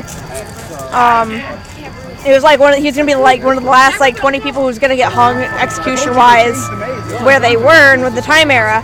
And his mother came, brought him his last meal. She asked if she could spend the night with him, and they granted her that wish because this was her son. Well, next morning comes, no harm came to his mother. She was fine. She comes out, and he starts coming out all calm and everything, and he climbs not one, not two, but 3 stories up and into the rafters because that's how tall the cell block was. And he's up there for, I think they said it was almost a full 24 hours, and he refused to come down. And then like at this moment, me and the 3 people who were standing around me, they all felt something, and it was like a scratching sensation. I looked at my arm as the guy said it, but what happened was the guy swan dived after looking like he was about to come down head first into the cement below, killing him instantly. He knew he was going to die either way, and he decided to end it really quick by, going head first, breaking his neck, splattering his head open. But that's how he went out. But me and 3 other people almost got it. We all had scratch marks on our arms in corresponding locations, and we were well over arm's length apart from each other. This was not a crowded tour. We had space, and no one else was around there, but we all looked at each other at the same time. We all just looked really confused, and we were all holding our arms and being confused. But that was the first time I ever had anything violent in the paranormal community happen to me. And that was after living in a haunted house for 3 years. Yeah. But it was perfectly timed. It's hard to truly explain it too. But see, I never put too much thought into stuff like that until I went to Penhurst Asylum out in PA, and I went there for like their haunt as well. But there's like one attraction where literally you just walk around and like kind of look at museum stuff, and they just left one of the buildings. I think it's the Mayflower building. I think completely, so. Alone, and you can just walk through and kind of do like a investigation on your own and take pictures and stuff. And we were walking through there, and I thought it was like I got bit or something like that. It was like on the back of my neck, and instead of itching, it started to burn. And when we stopped off on a rest stop because I was driving all the way back from there to Cleveland. Yeah, it's a long drive. My fiance at the time took a look because I kept complaining about it. It was just 3 scratch marks on the back of my neck that I got there at Penhurst. So that was like the first time anything like that's happened either. It always happens to people in like asylums and stuff, and honestly. She wants to be interviewed. All right. Well, I'm in the middle of an interview, so can you want to take over? Right here? Kind of selfish. You can take over. Oh no! No I'm consent. not like that. Well, I am, but like I'm trying not to be. Oh. There was a nicer. Hey, if it was Ninja, she'd knock you off the seat, wouldn't she? I don't even know what to do. Well, you kind of just start off with well, we've kicked my friend out of the seat. I can't remember his name. I don't remember his name because I'm bad with names, but he gave me his business card. You're not allowed to have a name. Reddick. His name is It Reddick. was very nice to meet you. I'm going to just sit over here and listen to you. Oh, yeah. There's so much pressure. Oh yeah. Oh gosh. All the pressure. Okay, I'm ready. She's the camera. This is the microphone. Say hi. Oh, hello, Mike. His name is actually Blue. He's a Yeti. He's a Yeti? Yeah. Like a Yeti? Yeah. Oh, I've never seen a Yeti before. I know, it's weird, isn't it? You'd think it'd be big and like I was fluffy expecting it to and white. be alive, but maybe it's just my perception. Yeah. It's okay. No. But who are you tonight? I'm Kit Kat. Hello, Kit Kat. Hi. Short for ketamine, but we don't tell people that. You guys want to go again? How long have you been here? Oh, here? Oh gosh, 11, 12 years, give or take, somewhere around there. Somewhere. I've been around for a hot minute. A hot minute? Yeah. What brought you here? Oh wow, originally I came as a customer. You came as a customer? Yeah, I came here as a customer with my daughter, and we were here every weekend. Walking through, playing with the actors, and like eventually someone's like, if you're gonna be up here all the time, do you just want to do it? Come on in, and we were like instantly hooked. So it was a lot of fun. That is awesome. She's around here. Well, she's not around here tonight, but she acts here as well. And I was gonna say, did you start acting? And she was just like, no, ma. Oh no, she's actually went to school for special effects makeup. That is feature awesome. Creation, so was that after it was because of this. That is amazing. Does she do it as a career now, or yeah, it's part of her career? Yeah, that's awesome. She does a few other performance art things. That is amazing. So, what can you tell me about the history of Bloodview? I know it's been around since been around here forever. It feels like 35 years, probably more than that by now. I heard it started at like 85 or something. See, I can't do math. So. Yeah, I mean, you said you've been here for like 12 years, and then you're like, it's been here for like 3 years. We've been here for like, I don't know, like a month and a half. But we're very close partners with the Lions Club. We're kind of doing free advertising here. Well, why are you doing? This is a radio show. I know, but they can't see us. You can't right here. Oh, hello, people in the camera. The tiny people in the phone. Like flashing. No, our partnership with the Lions Club is extraordinarily important. They let us kind of be crazy here, and they allow us a massive amount of creativity and room to grow. We're allowed to do different characters, different dialogue, different costumes, and it's really one of the very few places that you could do that on a regular basis. So that's awesome. Yeah, it's like I had interviewed somebody earlier who used to work here. I think I interviewed him. He had a name. Yeah, she and he.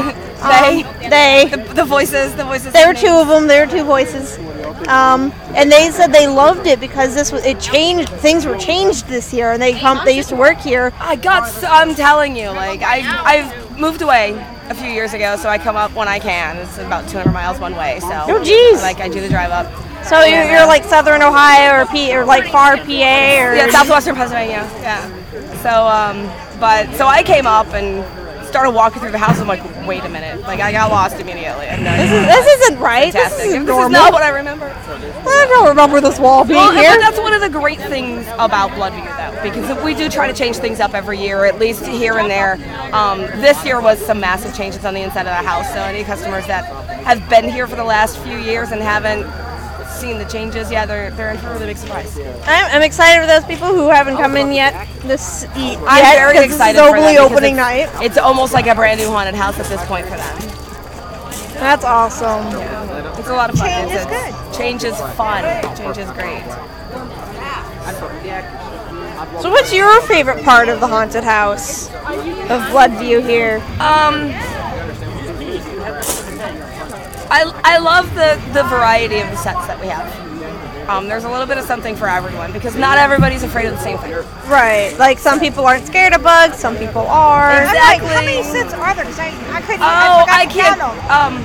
A lot. There are a lot. Did you remember how many? Several years ago, when I was actually part of the acting staff, I'd be able to answer that question. But they've changed it so much this year that I don't know what sets still exist. Every few sets was a different area. Yeah. And that makes it a lot of fun for the customers because then you're not seeing the same thing over and over again. Yeah. Well, I know it was more than 3 because we have 3 different venues. Well, it's definitely more than 3.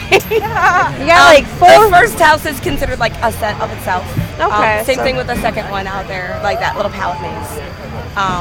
So you can see the vast differences in the sets. Which is really fun. It's like you 1 minute you're in like the deli, and the next minute, or first you're in the butcher shop, and then you're in the deli, and then I think you're back in the asylum. I think, isn't it? Yeah, it circles back a couple of times for several different things. Oh yeah, it was wild. And you see some of the same actors a couple times too, because I know everything's interconnected and whatnot. It does this really weird shape in there. Well, and we have some shortcuts that we can take too, so we can kind of like snake through the house and then be there to scare. Yeah, I can't remember his name. The dude with the cool hat and the black coat, and he did the fire eating. Oh yeah, narrows it down a lot. Thanks. Yeah, I know, right? He showed us the back doors and whatnot, and he like showed us a few of the shortcuts just to like show us what really goes on in this place. And the fantastic thing about one of the fantastic things about this place is, as a customer, if you were to come up again tomorrow night, you may see some of the same actors, but you're going to see different characters. You know, some of us have the same characters that we do a lot. I have several that I do over and over again, but for the most part, we're all different. I definitely seen a lot of people from last year, like in different characters and stuff. But I do have a question for you. Sure. So you've been here for 11 years, correct? Give or take, yeah. So I was wondering, in about 11 years, what were your favorite experiences here, or favorite scares? Oh my goodness. Oh, gosh. So many.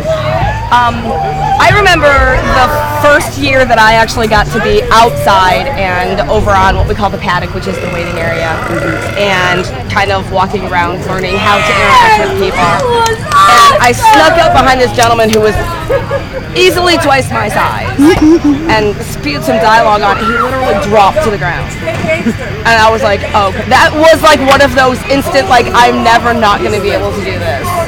And we're so lucky to be able to do it here because we're allowed to do things and have the dialogue that we're not allowed to do in other haunted houses. Yeah, the improvisation you guys have here at this haunt is amazing. Your improv acting that you guys have is great. I go to like normally at least 11 to 33 haunted houses a season and everything most of the time, so Bloodview is still one of my favorites. Oh, we're so glad. And you guys are still one of the few haunts that can actually get me to jump. Excellent. I love it. You guys got me to jump tonight. I was in the main house. You guys redid the blood in the sink in one of the rooms, and I was like trying to line up a shot, and they got me. I knew there was a drop door right there, and they still got me with it.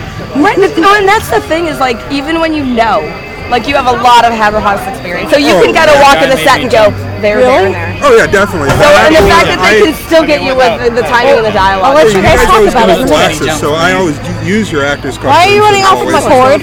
So I know where they're at, and you guys still utilize them.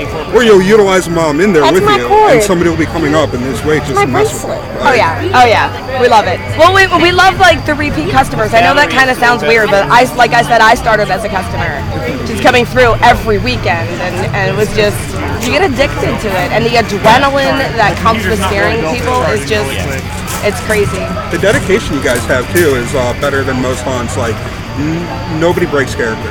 Even like when we're alone and I'm just hanging out and stuff, you guys normally stay in it. Yeah, I think I've interviewed 2 people who are like in character. But it's hard to interview the last one. I feel like he was still new to this and didn't quite have a lot of his own character dialogue yet.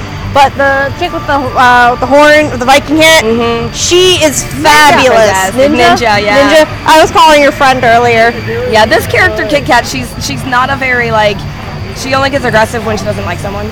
So you'll see me kind of around, just like sit next to people, put my head on them. And I was like, I earn their trust. And then like, you like us, right? And then I was like in their, right, well then I get really close in their ear and I'm like, did you cuddle with your boyfriend a lot? Yeah. Like, do you realize that one of these days you could be like cuddling with him and you look up and it's just like his skin dripping on you from above? And then they're like gone because it's just sweet dinner. Kit Kat's like, Kit Kat is just kind of crazy, but she's very personable. You have one of my favorite moments tonight. I was watching you right over there with a kid, and he hands you a napkin. I put it on, I ate it. Yeah, you were just eating it, and then you pulled it back out of your mouth and gave it back to him. I thought maybe he wanted it back. Yeah, I do that. I do.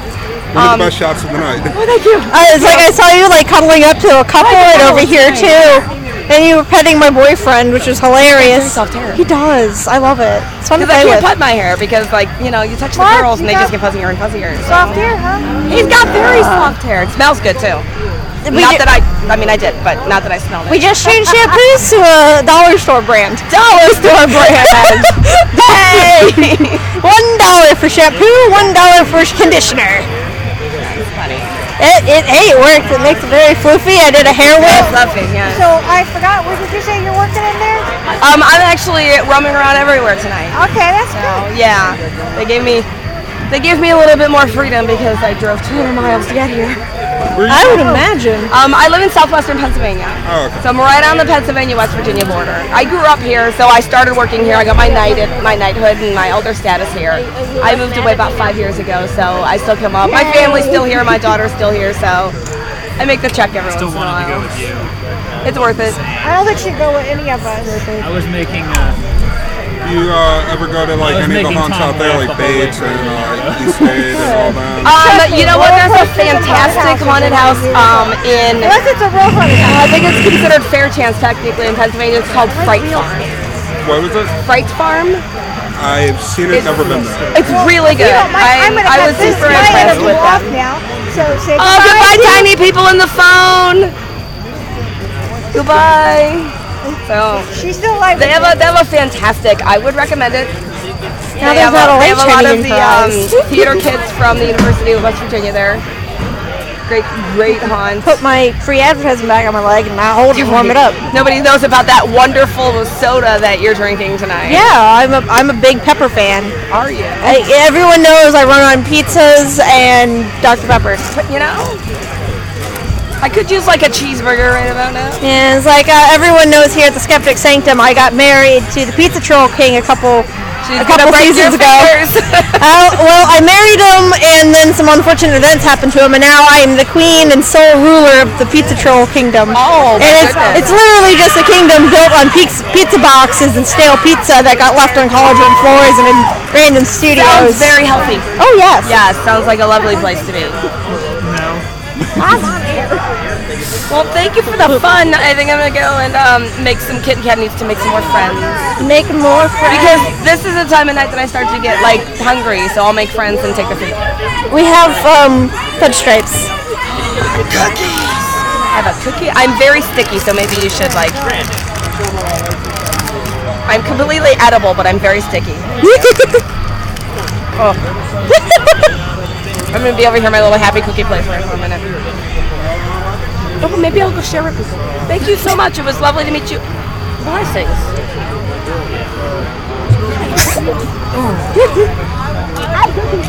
Okay, Mark, come sit. And stop sneezing. Where are you going? So Mark has returned from inside of the haunted house. So here we are with Mark. He's gonna sit down and probably not sit on his leg, so he doesn't let it go to sleep. No, I'm good. Okay. So Mark, tell me about what happened in there. So we went through. It was just an amazing experience. The actors were all doing really well. Let's see. No, you told me you got spooked. Yeah, I got spooked once because I was like, one of the actors caught my attention and then I turned back around and then there was just another one in my face. And that's the only time they got me, but I'm not really an easy person to get. You're just kind of like a suddenly there. So like ninjas scare you. Kind of like I almost ran into someone startled. Oh. That's kind of what it was. Yeah, that'd get me too. So what did you like about it though? Because I know you're hard to scare, so I know the scare factor really isn't a thing for you. Oh, I just love going in and seeing all the costumes, seeing how everyone does their act, whatnot. Any more housekeeping? How were you making Tom laugh this whole time? Well, there was this one little girl that was following him, and I told him that he picked up a third daughter. And then she kind of followed us through the woods for a bit, which was kind of funny. She followed you through the woods like a lost child? Yeah. Aw. I mean... She was just looking for a new family, you know? I mean, yeah, a dad and his daughter's boyfriend are great people to take over parental roles, right? Yeah, sure. Did you make it through the maze all right? Yeah, actually I found my way through there pretty quickly. There's a lot of... I made one wrong turn, but that was it. I was like, kind of figured out the gist of it. It's just wrong. But I have a strong sense of direction, so... I made it through all right. I have to admit, the maze is only disorientating because I can't see in the dark and I have vertigo. Oh, it was really bad. Like I was like feeling for the walls and everything. So one time I found the wall because I accidentally kicked it. But yeah, when we were going through, the lights were still off and we couldn't see. And Mom was freaking out. Lights were off in there too when I went. I think they did that on purpose. It was all painted black and the lights were off. But yeah, it was pretty fun.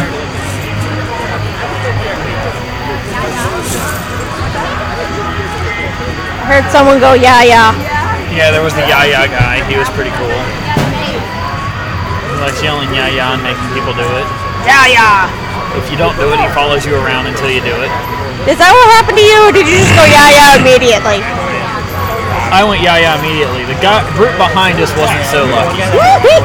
He held them there until they yeah. That's hilarious. I mean, whenever we went through, he was Mon kept going, yeah. And he hid behind a barrel, and we were like, we can't see you. Oh my God, where did you go? It's a great hiding place. It was great. Oh, looks like they're doing some more fire dancing over in the fire dancing section. The dude who gave us the tour initially is not participating just yet. There was a guy dressed as a clown, and then I told him that ICP went the other way. I think he took exception to that. Wait, what? There was a guy there, he was dressed as a clown. Looked like a member of ICP. Oh! I told him ICP went the other way.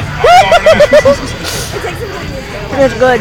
Okay, remember the stuff that guy was telling us about in here that made it unique? Yeah? So he's going to come over and you can ask him about, how did this work, like that drainage thing? Anything that makes it unique. So he's coming over for your next one. No, wait, well, I'm interviewing Mark. Okay. Oh, you were on here? Yeah. That guy's on here? Yeah. When this light's not Did you blinking, enjoy going in there? Oh, yeah. Yeah. It was fun. See this light, Mom? When it's not blinking, I'm on air. Cool. Now you know. Well, now you know who your next person is. He's doing pictures now. Is it the spooky guy with the hook? Yeah, he's coming. He knows your name, too. Oh, no. Mark, Hi, Phoenix. Hi, friend. Mark, you want to scoot over? Alright, you have the special interview spot. Yeah. Really? Oh. Mark's a tech guy. I know, you gotta piss it off. You need to wipe that extra because I'm a messy person. He just got out of the place. We don't know what happened to his pants. You never know.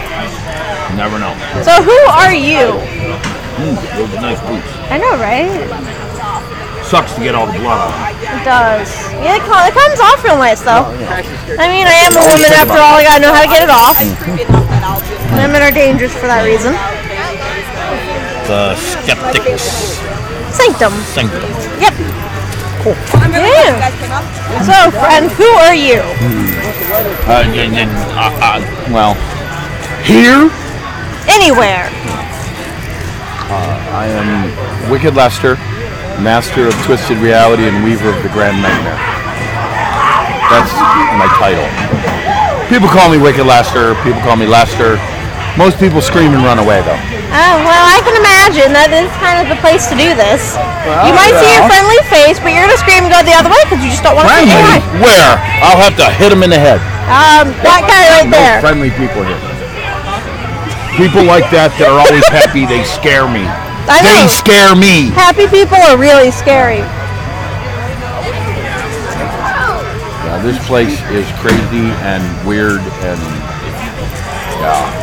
What makes it unique? The fact that the building is up 24/7, 365 days a year.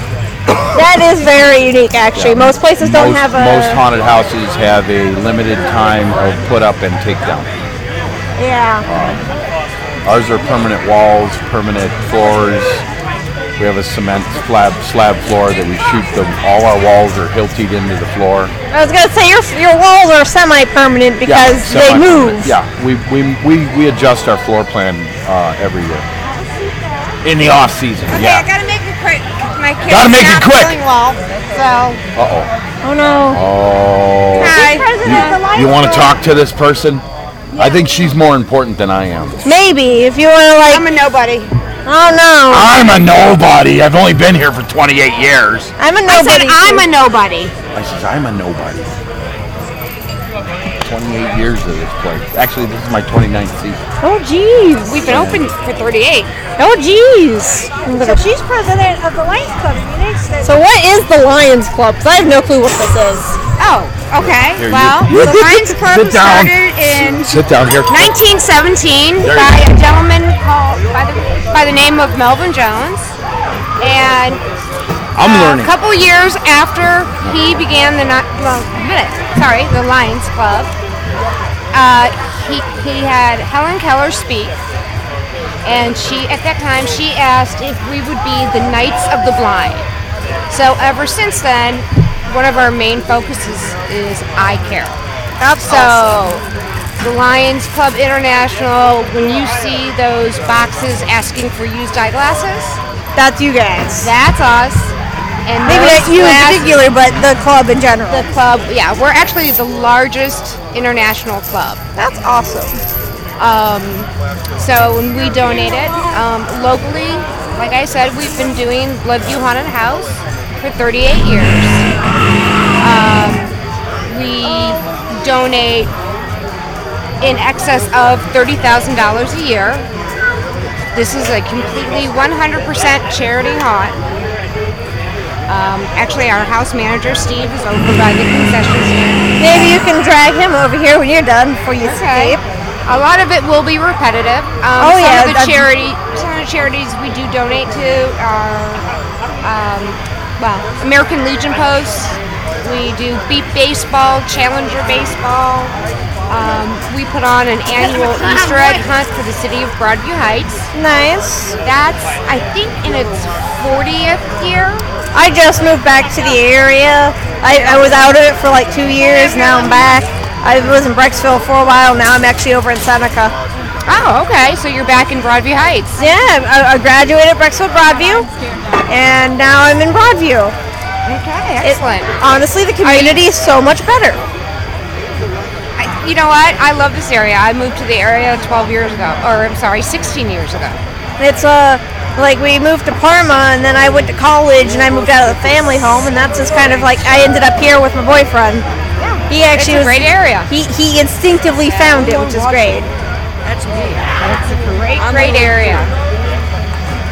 Man, so it's like you guys are the big charities foundation that takes care of everyone internationally. Well, we do our best. Locally, we had members that started the South Hills Lend-A-Hand, which is the food pantry. Yeah, I've heard of in them. Broadview Heights. We serve Broadview Heights, North Royalton, and Independence. We probably have at least 60 families come through every month. And that is a very large portion of where we donate our money to, is the food pantry. We've been doing it for years. We're also active in, oh my goodness. Places. I know, I'm just blanking out here. Empty Bowl. The Empty Bowl program. That makes sense. Yeah, I just blanked out on the name. That's all I think I right. said. Is this a sign of us women getting older? Sucks. It sucks. It does. My birthday was yesterday and I've forgotten it already. Huh. That's actually not a bad thing. That's actually a good thing. When was my birthday? Oh my god, it was yesterday. Yeah. So, any other questions about Broadview Heights Lions? About the haunt? How long have you been doing it here? Like you've been being actually personal? Yeah. How long have you been actually a part of? I have been a Lion since 2009. I started volunteering here probably about 6 years ago. And I started doing security, and I eventually found out the concession stand is a lot warmer. So I feel like it probably is, and when the season gets going, it gets a little colder. Oh yeah. Hey, we just put in all new electricity, so we actually have a heater now in there. Oh, that's nice. Oh, I'm excited. I got a question. How do you become part of the Lions Club? Well, that's actually pretty easy. You can go online to Lions Club International. You can type in your city. It will give you a selection of various clubs in that city. Are you really? Or in the surrounding cities. Locally, we meet every second Wednesday for a dinner meeting at the American Legion at Post 196 in Brecksville. I know where that is. That's near where the old Giant Eagle used to be. Exactly. We used to be members. Yeah. And we meet there every month. And then we have our business meeting once a month as well. We hope, and we're constantly looking for new memberships. And what we ask of our members is to, play an active role in at least one service, well, actually 2 service programs throughout the year, and work at least 2 evenings here at the house. That's actually not a bad thing to be asked of either. You know, our motto is we serve, and that's what we try to do. No more cheese for you. No more cheese for you. It's from my feet too, and no one will take it because I keep putting it in my mouth, but it tastes like Tide, and I'm addicted to Tide Pods. Oh no.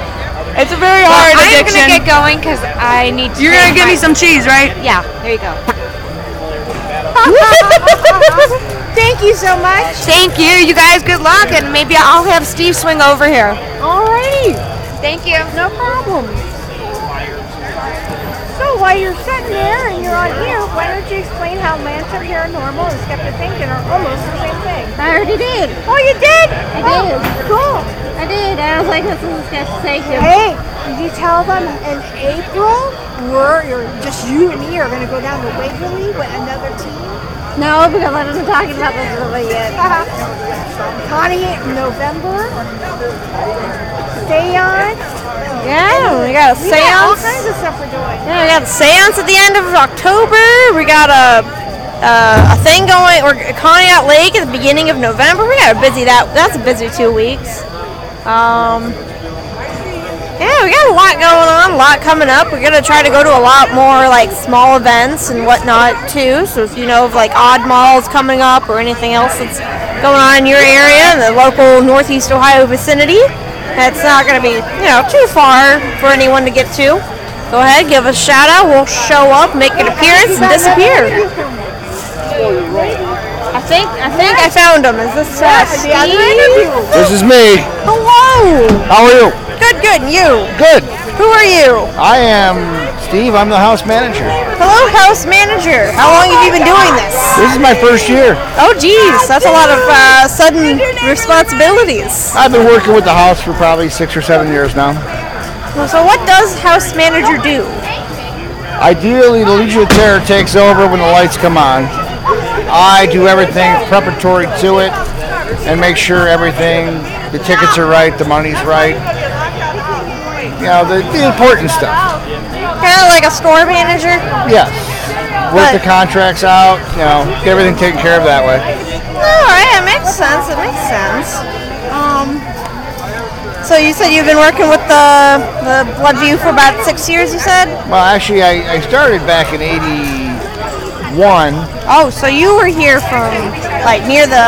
Yeah, but I got out of high school and actually did a couple other things in life and got in an accident February will be 10 years, and ideally figured out that life's about paying it forward, so got involved with the Lions Club and I keep paying it forward.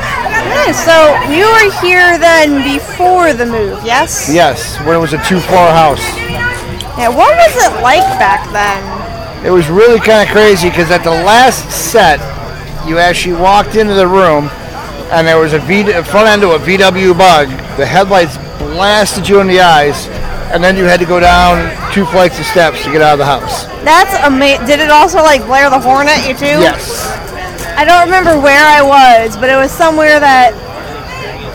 Oh, wait a second. Ah, shoot. My mom ran off. There was a place up here in Northeast Ohio that we went to. I don't remember where it was, but they had it was like the old haunted house, and it wasn't the new haunted house anymore, but I don't think it was Bloodview. I think it was something else, or it was like the off season while we were there. And they had, I don't think it wasn't a VW, but it was something else. They had the same thing, but it was scary, and they turned it on just to scare me because I don't do jump scares. So nice. I went through on a dry run whenever everyone was still warming up and all that, so I knew what I was talking about tonight. It's kind of important to know what you're talking about. Oh, were you here last weekend?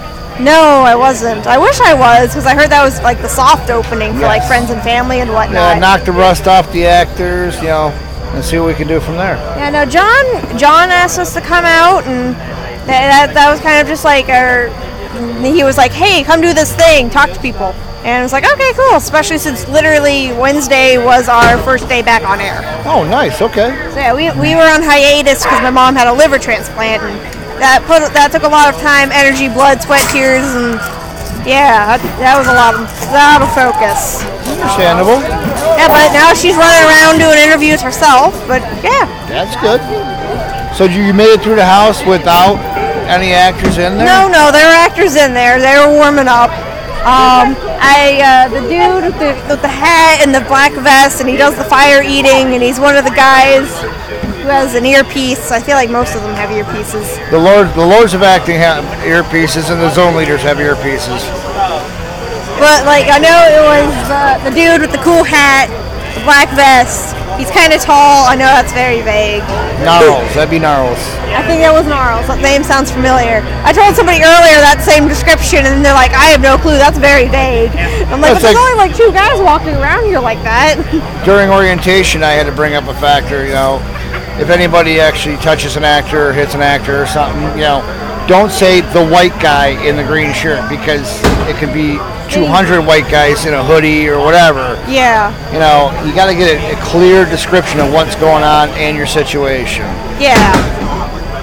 Which is very, very important. It's like, that's why it's like I'm able to, this is something we've been doing for a couple years. You got to be able to describe people. Like, you're wearing a Bud Light shirt, you got some fancy glasses with crosses on them. That's going to peg you out of a lot of people right there. Exactly. There's no one else walking around with sunglasses still. And they're the only one wearing a Bud Light shirt tonight, so. There you go. You figured it out. Oh, yeah. It doesn't take much to describe somebody in a crowd. Exactly. When it's a traumatic situation, you gotta have that extra, make sure you know who it is. Yeah. We can get anywhere in that house in it's like 5 seconds. Exactly. Yeah. I all the access hallways. Yeah. It's really cool. It's like when you look at it from the outside of the corridors and all that, it doesn't look like it's that big. But when you're in there, it feels huge. Well, the one building is 6,000 square feet. It's still, it feels like 6,000 square feet.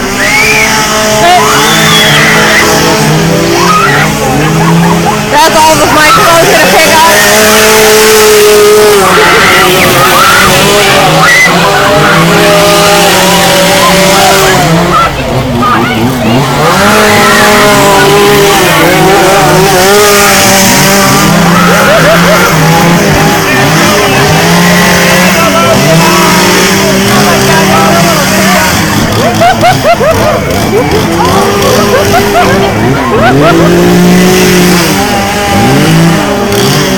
She's just staying down up there. She's all good though. Yeah, they love it. I would have hated that when I was younger. These guys know how to act. I give them a lot of credit. They make it happen. This is the second time they've been out doing this that I can tell tonight. And every time they come out and do it, everyone seems to love it whenever they tag them.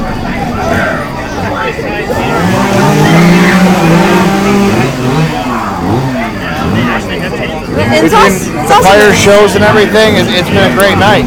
We just can't we want to bring more people out here because it's all about charity. I like how, from what I can tell, it's like in the beginning of the day, everyone's still a little rusty because they're trying to read people still. But for the most part, everyone who's acting, they know when to back off, they know when to go on to a different person, and they know when to move on. I love that. You know when they found that one, too. You always have that one in a crowd that you know you're going to get. Oh, yeah. And when that one domino falls, almost all the other ones will, too. Exactly.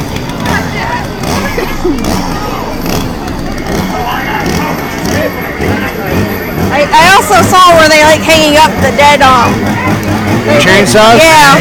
I thought that was pretty cool.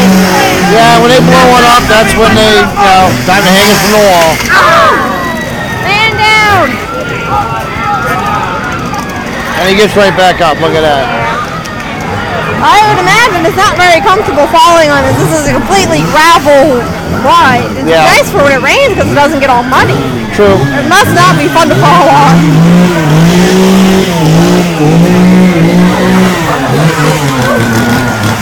The only thing I'm worried about is if they come over towards the computers, the kids.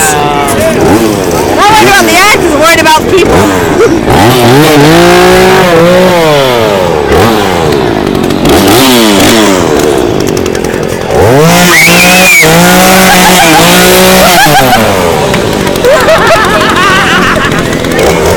That's right there is perfect. When you get in front of them going, thank you, you know you got them. Oh yeah. That was beautiful though. Chainsaw Massacre. But no one actually died. No, that's the best part though, because on Halloween, I get a couple pumpkins, and the one guy actually destroys pumpkins with a chainsaw. Phenomenal to see. That is awesome. People are like, oh yeah, he's walking around with a fake chainsaw. He gets up on the stage over there and just starts blowing pumpkin spew everywhere. That's People are like, maybe it's not a fake chainsaw. What's going on here? Well, I heard, I was talking to somebody earlier, and they said almost all the weapons you guys have on you guys are real weapons. They are real weapons, and they are trained with them. That's the best part about it. Yeah, so like, there might not be a blade on there, but it's a real chainsaw. Yes. Yeah, the Little Tykes version doesn't make that noise. No, it's like previous house I've been at, they use leaf blowers. So they're genuinely the same engine. Yes. Gas powered leaf blowers just sound like a chainsaw.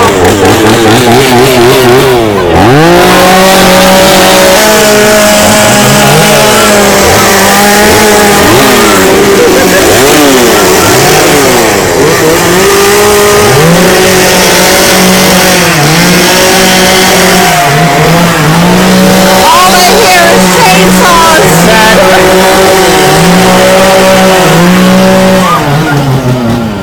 Honestly, it's kind of funny because that's all the computers picking up is chainsaws and like our distant voices in the background. Oh, you think I forgot about you? Huh?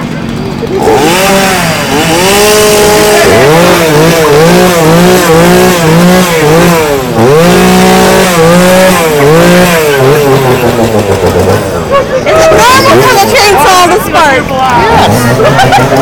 And that blade's spinning so fast, it goes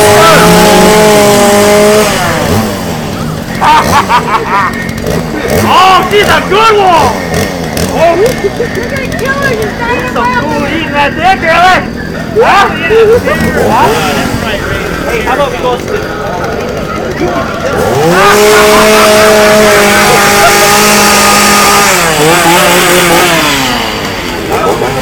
You know, this is probably why he fell in the gravel earlier.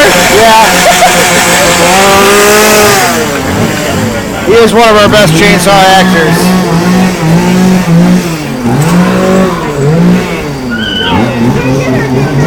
The microphone doesn't know how it feels. Oh, I forgot, I can wander out here now. Woohoo!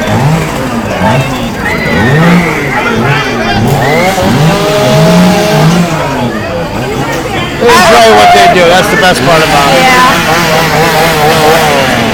Hey, tell me how this feels.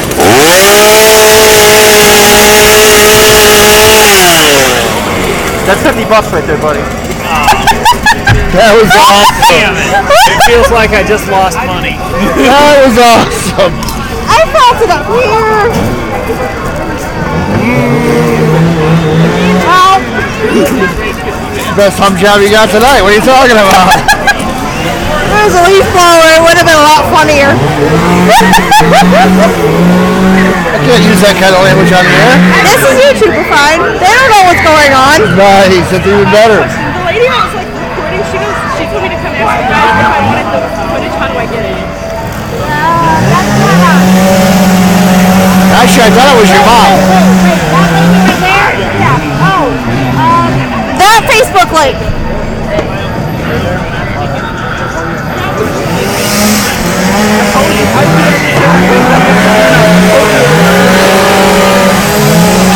Literally just go on Facebook and find us. Oh. We're also on YouTube. We're live right now. And I tried to look you guys up and it didn't show you at first. Really? I looked up that name and it didn't come up. Oh, there's only like 3 other things that have similar names. Oh, those are helpful.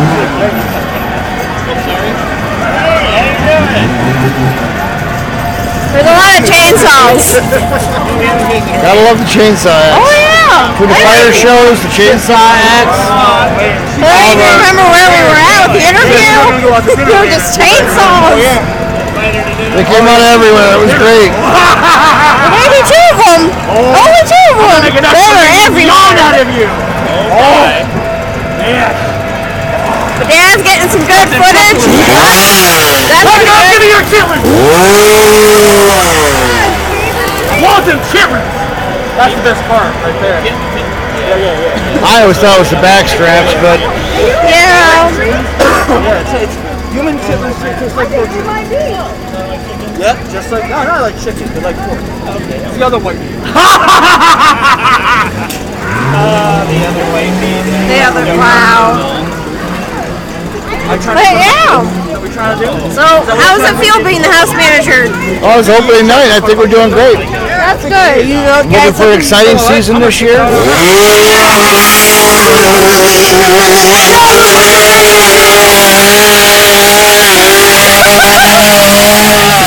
There's the problem. She's reacting. Yeah. All it takes is one reaction, and they know who to pick. See what you made me do?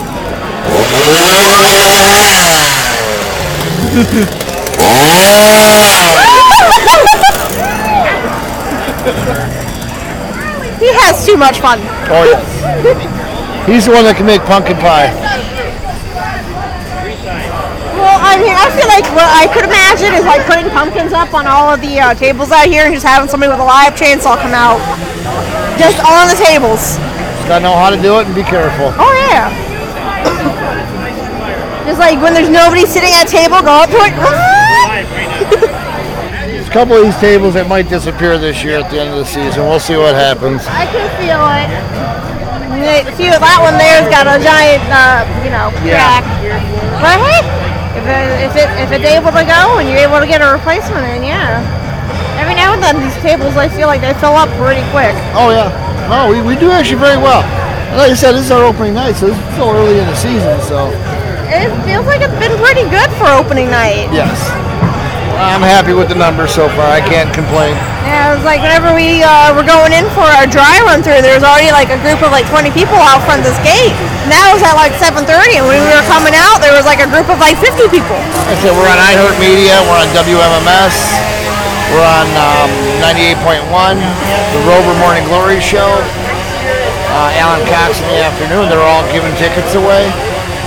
That's awesome. Yeah. I think I heard somebody on 99.1 actually talk about you guys too. I don't know if you gave them anything or not, but I thought I heard one of the it was the Sunday morning dude, who the Wizard or whatever. I think he talked about you guys. He does like all like the 90s and 80s alt music. Oh yeah, the alternative station. Yep, that's my station. Well, not my station. This is my station. We're only on the internet, but that's my station. I listen to it. I'm at work, and no one else lets me listen to music. That works. Woo. Got anyone you can think of to send over? Any last thoughts? I should probably get the guy with the chainsaw over here. Yeah, if he turns it off for a minute, I'd get him over here for you. That'll work. Did you sit down with the Lord of Acting yet? We went. That was who did our dry run with us. So that was fun. Davey? You already sat down with Davey? Wait, no, not Davey. Who is Davey? Davey's the Lord of Acting this year. What shirt is he wearing? Or what was he wearing earlier? He's got long black hair.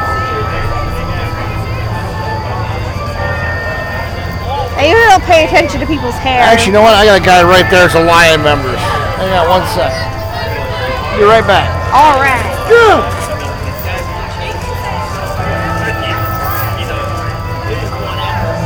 So we're going to be getting one of the important people who are like actually volunteer to come over here. That's going to be cool.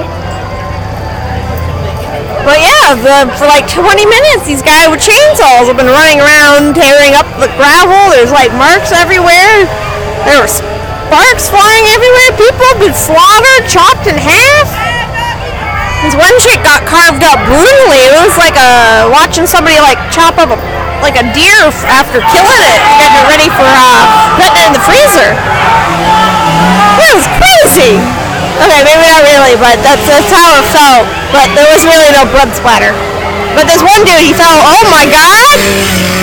There he goes. There she goes.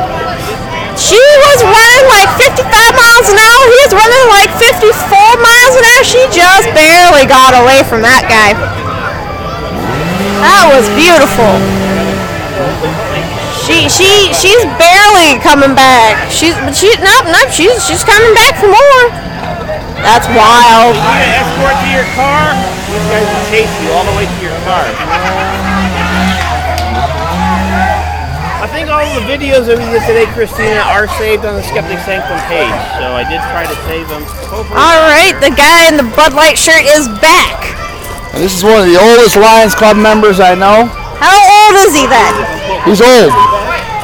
Very old. Sit down right there, Jim.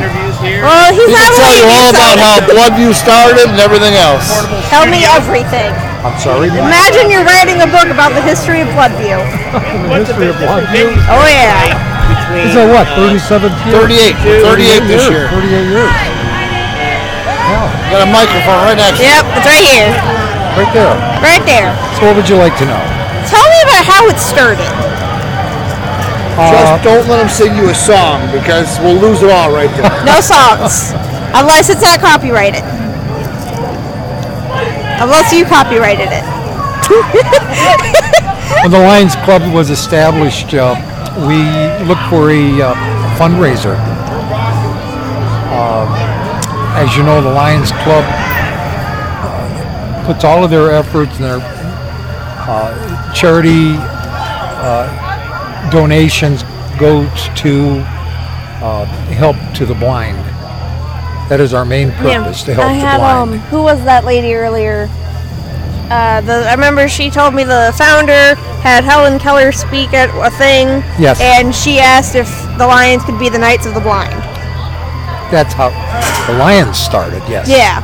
And then that's kind of how it's like, this is why we are like doing all the stuff for the blind and whatnot. And you guys are also the ones who put out the donate your unneeded reading glasses or eyesight or eyeglasses or whatever. Yes, we do sight dogs. Oh, that's cool. Oh yeah, that's a big part of our contributions goes to guide dogs. If somebody needs a guide dog, we'll see that they get a guide dog. Usually the person has to be trained. Not only does the dog have to be trained, but the person has to be trained to know how to handle a guide dog. Yeah, I would imagine it's a new tool. I wouldn't like to call a dog another living creature a tool, but that's what you're using them for. You're using them to help guide you places. Exactly. So it's like another, as I don't want to really equate it to that, but it's like another instrument to set tools. You gotta learn how to use it properly. Or in this case, be guided properly. 25 years ago, I ran into a lady that was blind. And she didn't know anything about the Lions Club, didn't know anything about sight dogs. And I introduced her to a guide dog concept. And we had to send her to school. We paid for her transportation. We paid for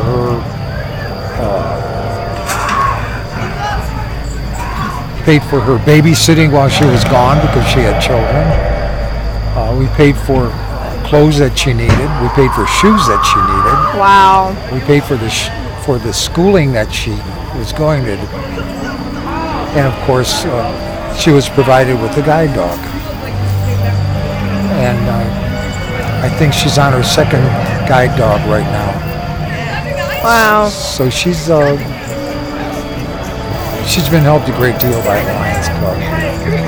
I don't know if you know it or not, but over the last 38 years, we've raised like $3 million that we've donated to different charities. I have heard different numbers. Someone said 2.8, someone said 3.4. Well, I'm just rounding up. Everyone's rounding. 3 million. Three might be a million little is bit a more. lot.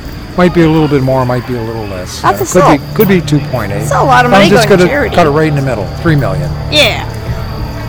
That's over the last 38 years. And we have probably, I would say, probably 15 to 20 charities that we donate to. Every one of us in the Lions Club have something that's very special to them. And what we can do is raise money for whatever that organization is. We support a program that I operate. It's called Challenger Baseball. It was established in 1981 here in the greater Cleveland area. And I've been running that for, this is my 27th year. And every year, the Lions Club supports that with donations to keep the program perpetuating. The program is adaptive baseball for special needs children. Another one is another one of our members supports a group called I forget the name of the organization, but the baseball league is specifically for the blind. That's slightly terrifying, but really cool at the same time. We supply the beeper balls for them, for the blind ball players.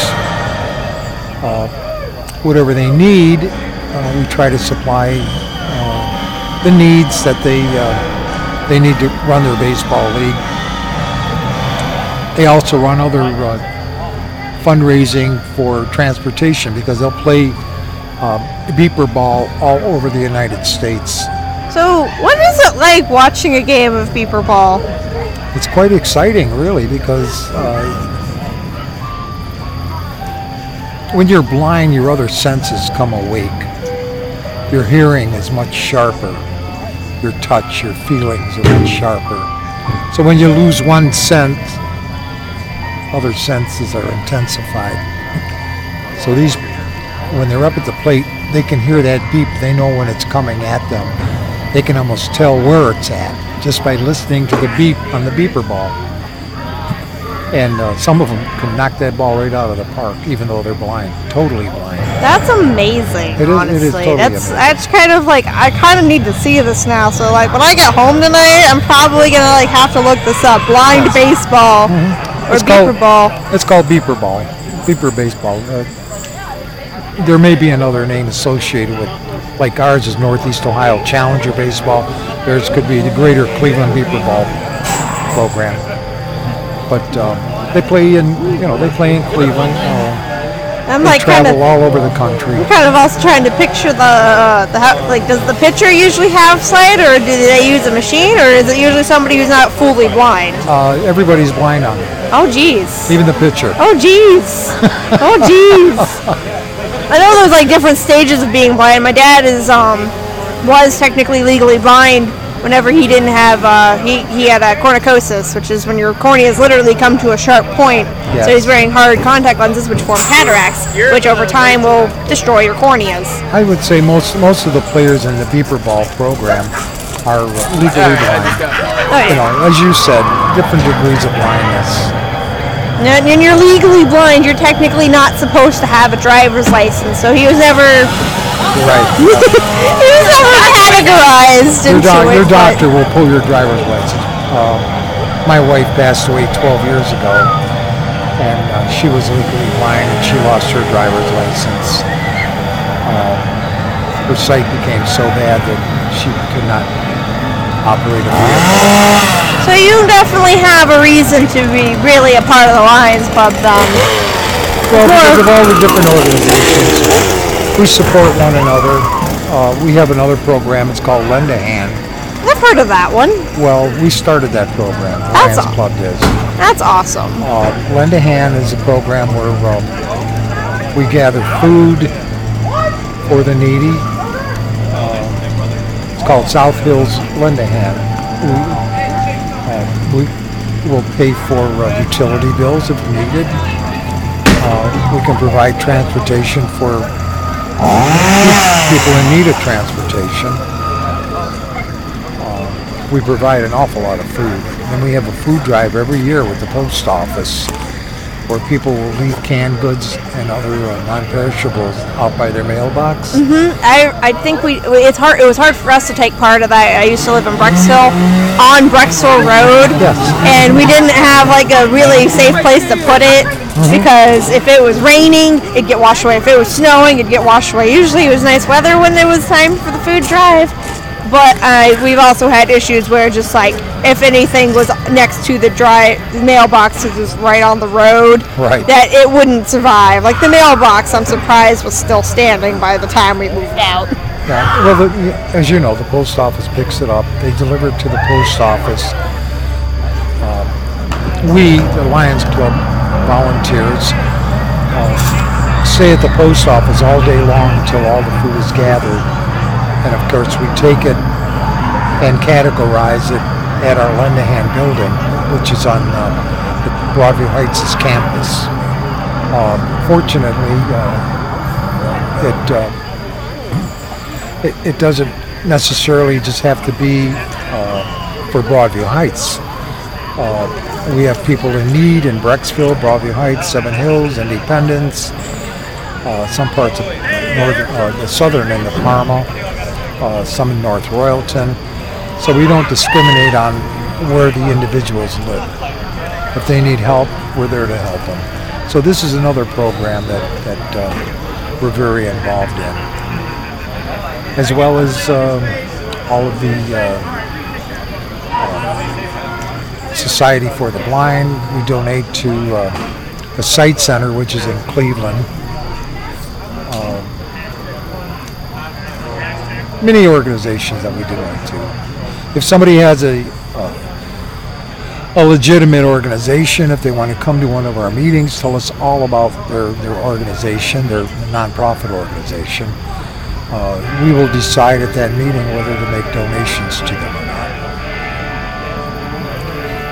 That makes sense. Yes. So let's go ahead and make a full circle back to Bloodview, which is where we're sitting at the moment. Sure. You said that this started about as a fundraiser 38 years ago. About 38 years ago, and they literally were just like, let's do a haunted house to raise money. Yes. That was a brilliant idea because usually I've been through so many haunted houses that are for profit. They're either for profit for something or they're going to like. I don't remember exactly what was, but whenever my parents were in the military. Just my dad was, my mom was the spouse and whatnot. Something like a GoFundMe or something like that? No, it was they did it for the spouses club one year. It was usually like whatever group ran it, they got the profit from it. Yes. And that makes sense because it's like, hey, we're gonna do this thing and this thing is for us to make money. It's a fundraiser, but it's for them. It's not for another group. It's not for a charity or anything. And that's kind of how it was on bases and all that. And then I don't remember where it was, but I went to another haunted house one place and it was completely for profit. You could tell. It's like half the actors, it's like they're either really into it or they didn't quite stay in character very well. Like they're only there to get paid. Like they start at the beginning of the season, it's getting close to the end of the season, they realize that they really don't want to do it anymore, and they are just going to try to finish out the season.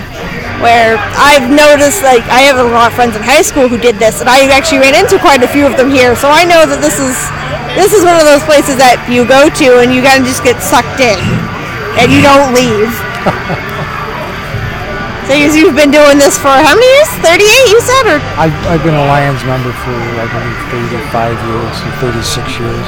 So almost the whole time Bloodview's been around, you've been helping out here and there, I'm assuming.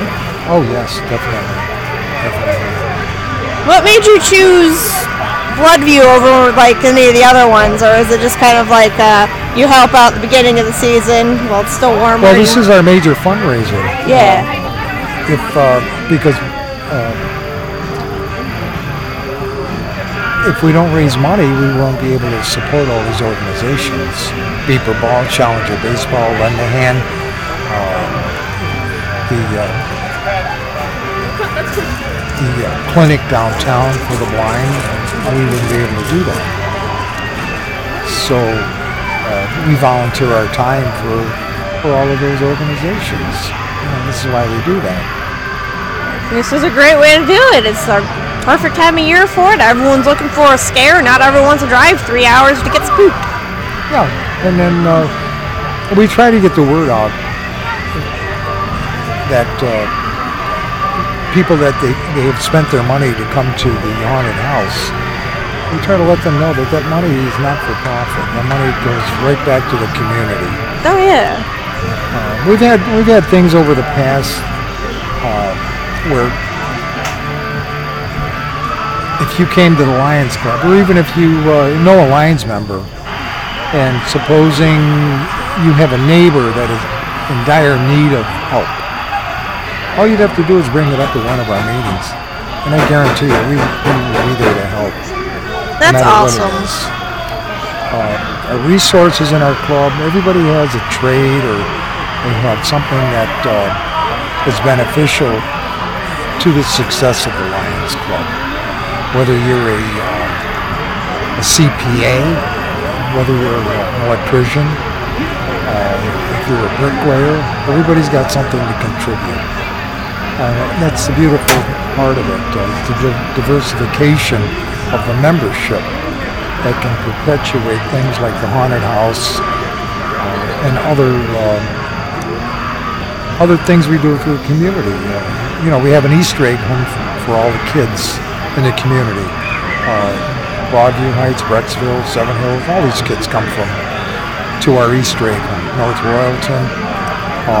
That doesn't cost them a dime. We appropriate money for the Easter egg hunt every year. Most people don't even know that the Lions Club puts that on. I didn't know you guys did either, and it's like there were a couple years that I almost went, and then I kind of aged out of that group that goes Easter egg hunting. But it's like I remember, like I had friends who went. It was middle school, and they were like just that age. It's like I took my little brother, and I'm like, I wish I wasn't the little sibling. This is everyone with the little A lot of kid. people think the city puts it on, but no, the city doesn't put it on.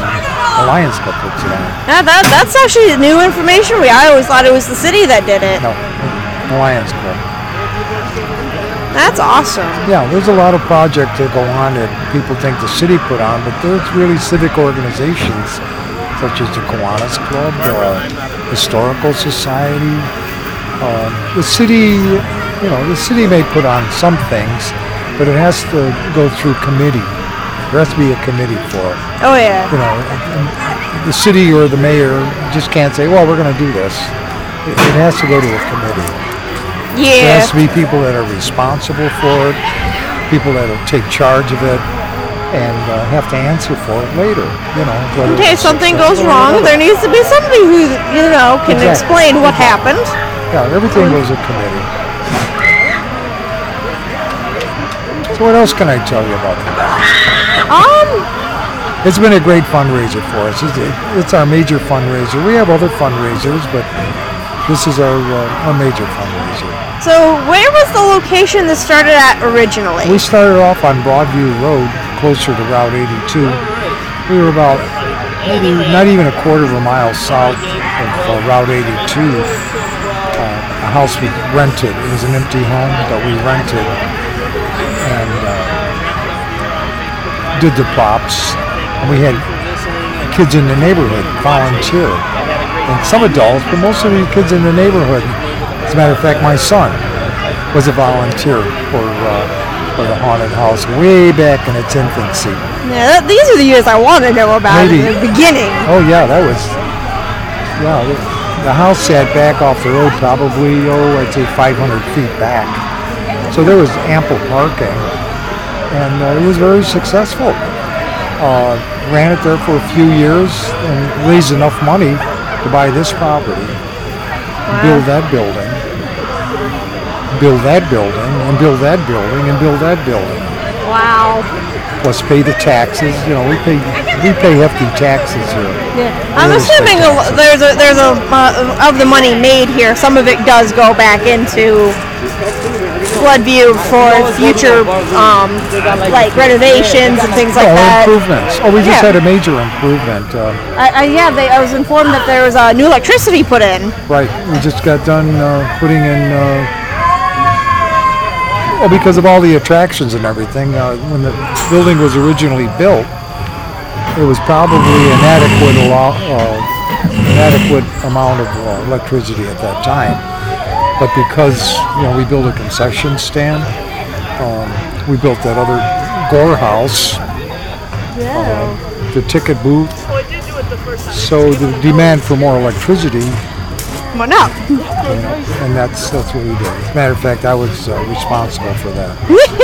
I'm a licensed electrician as well. I was about to say, I feel like you guys didn't hire a bunch of contractors to do it. It's probably a lot of volunteer work. Right. Well, like I said, I'm a licensed electrician. So you kind of just got to point at people like, just put that up there, and it's all good. It's all spec. No, like I said, we pull our resources. Everybody's got something to contribute. And that's the diversification of the membership.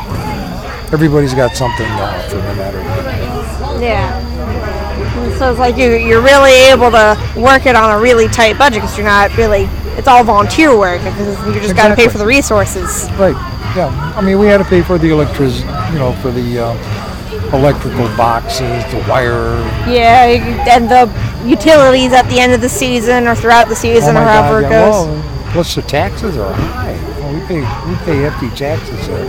Yeah. Even though we're a non-profit organization, we're not a church or something that is exempt from taxes. We're not exempt from taxes. That's something they should work on. It's like something that I think like the city, because we're in Broadview Heights. That's something that the city of Broadview Heights should work on. It's like maybe not as a tax revenue, but kind of like help you guys out a little bit. No, they don't care about that. They care about the tax revenue. Oh yeah. That's all they care about is the tax revenue. Well, this is where all the taxes come from. Yeah. Well, they, they say they're making improvements, but improvements that they make are usually from higher taxes that they raise. Like our community just built that new rec center. I heard. I haven't been by it yet or anything, but we had to pay more taxes for that. We had to vote for that we'll pay more taxes to have that. So, did that come from the city? No. No. It came from places like this. It came from us paying for it. So there is no, like I said, there's no break. They're not going to give anybody a break. They want to raise money. But, that's cities for you. Not to put it back in the city. Because if there's something that needs improvement, they're going to raise the taxes for the improvement.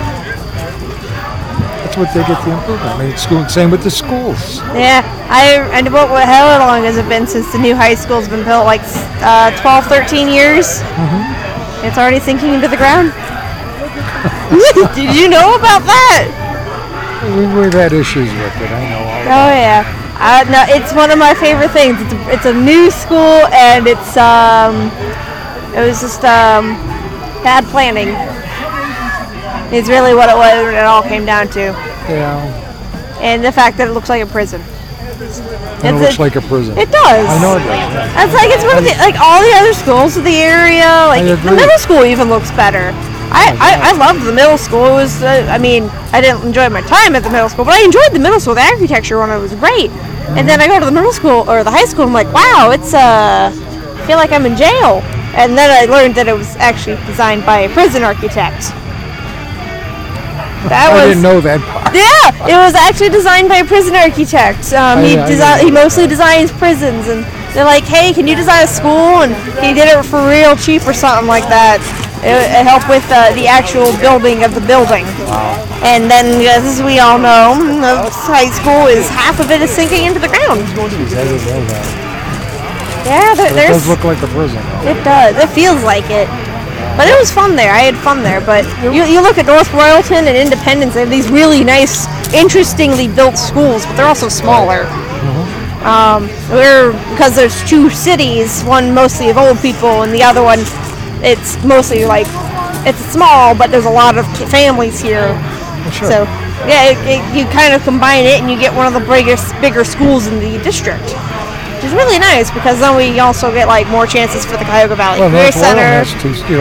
half the kids in Broadview Heights go to North Royalton School. I think there's North Royalton kids who go to Brecksville too. Yes. Which is, it's just really weird how that just works out. I think it's because of the borders or like location and whatnot. Yeah.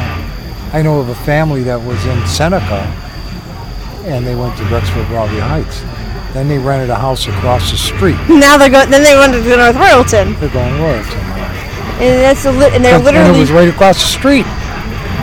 You could throw a stone from where they live to the house that they rent, and they have to go to North It's Royalton. like we live in Seneca now.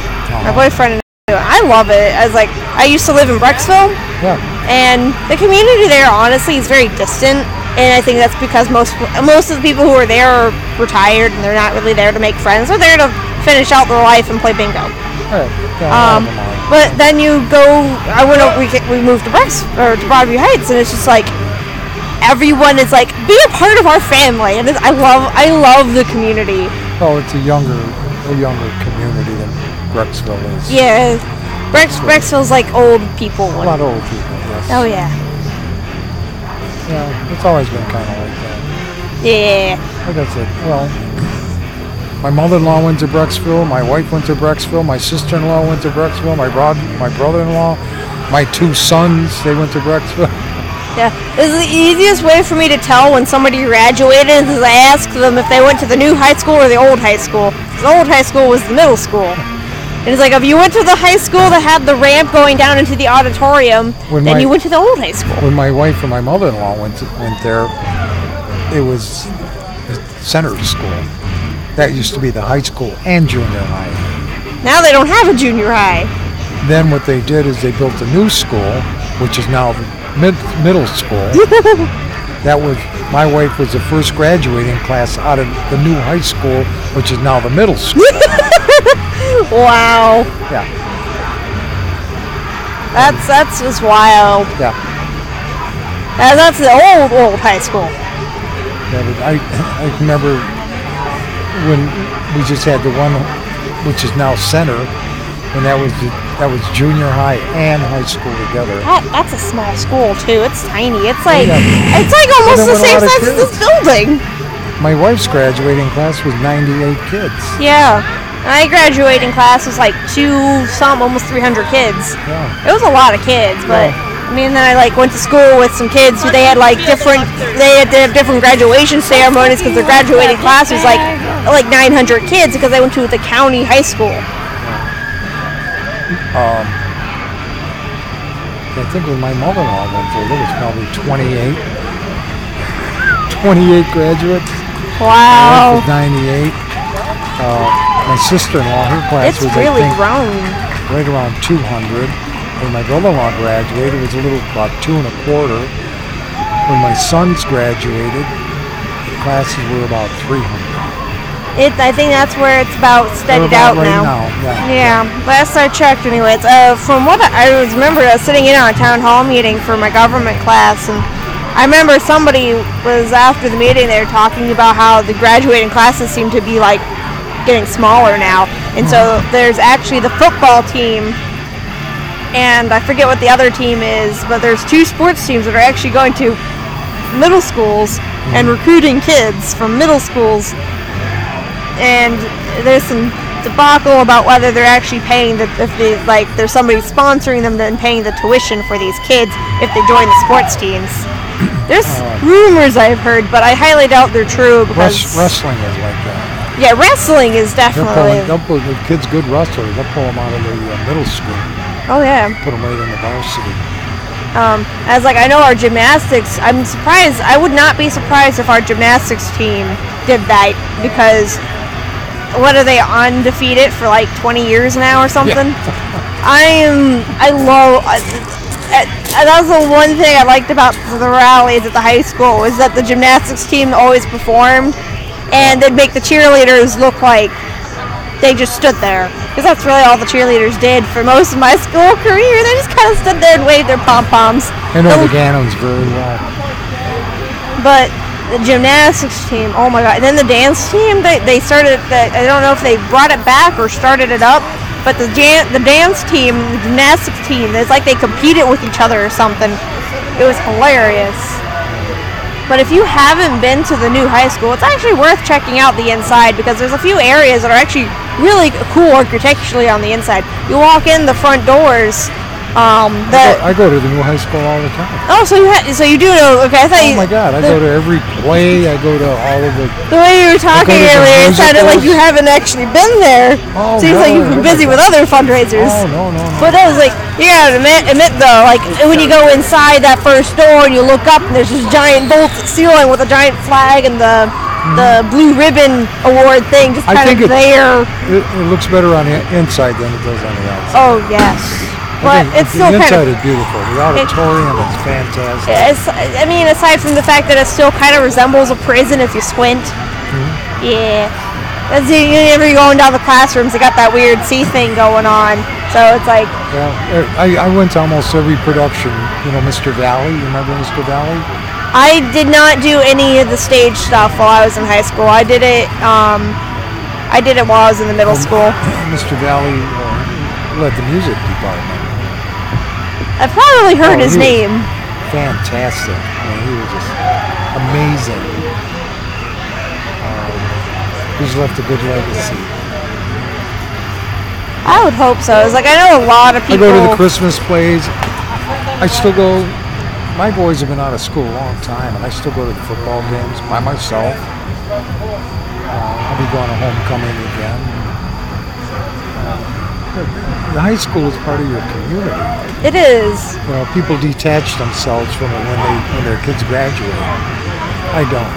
No, honestly, I go to the football games. I go to games that I feel I'm interested in. It's really cheap, Went good to football. A lot of wrestling matches. It's better football than the Browns. That's the one thing Any high school football is better than football. I know. It's like. Although they're doing good this year. Yeah. They're doing I was like, there was this one game that I wish I had went to. It was in Garfield Heights, and I believe it was our team and the Garfield Heights team, and the Garfield Heights team tried to start a riot on the field. They like swarmed the field, and it was like they tried to start fighting people, and it just did not work. It was hilarious. I think like 5 people got arrested. That was it. I wish I had gone because that would have been awesome to see. But apparently it's because we were beating them. And we were doing really good that year. This is like 3 or 4 years ago. In my wife's senior year, she was a junior or senior. I don't need makeup to say I everything. think she was a junior or senior. You're the old music teacher. Do you work at Brecksville? Or did you work at Brecksville? No. No? I sat right next to you on the bench today. I mean, aside from that.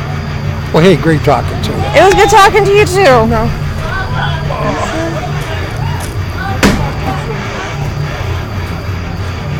We'll see you later.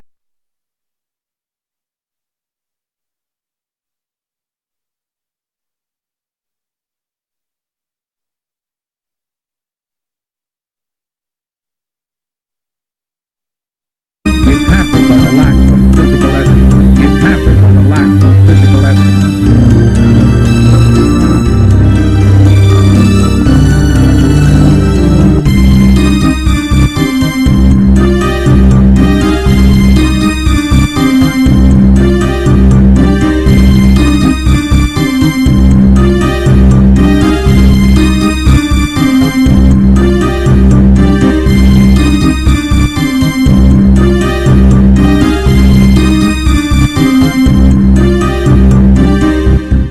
If they want their monster, I'll give them their monster.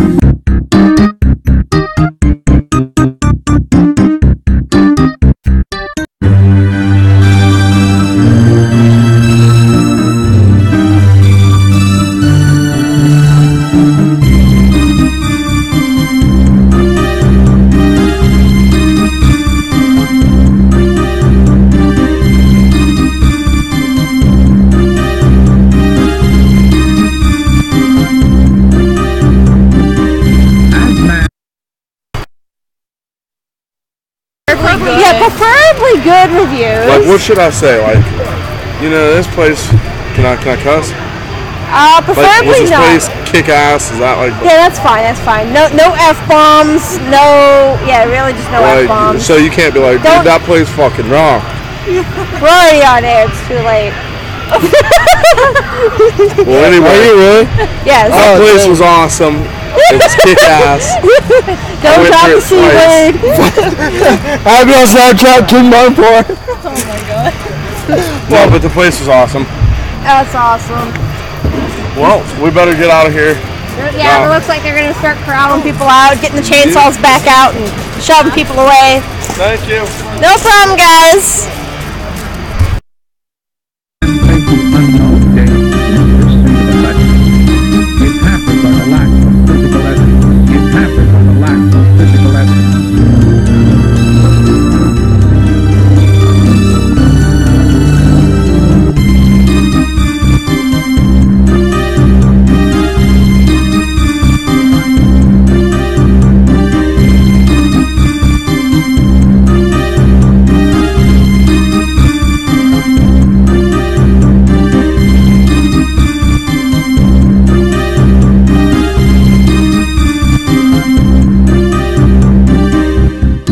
If they want their monster, I'll give them their monster.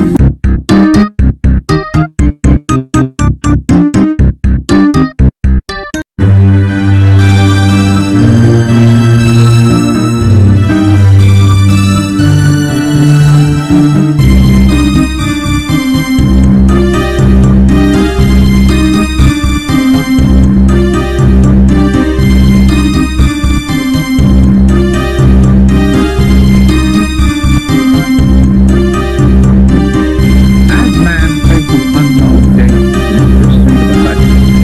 It happens on the lack of physical evidence. It happens on the lack of physical evidence.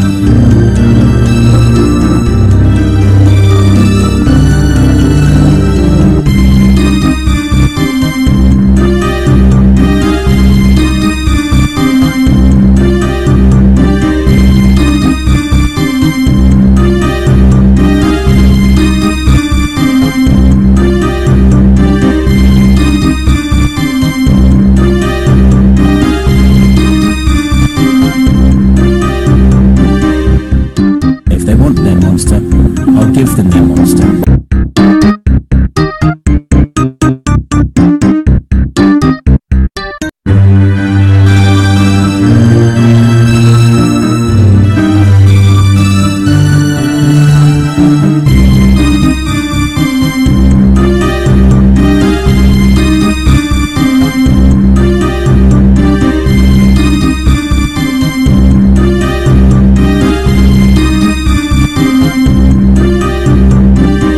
As man faces unknown day, enters into the legend. It happens on the lack of physical evidence. It happens on the lack of physical evidence.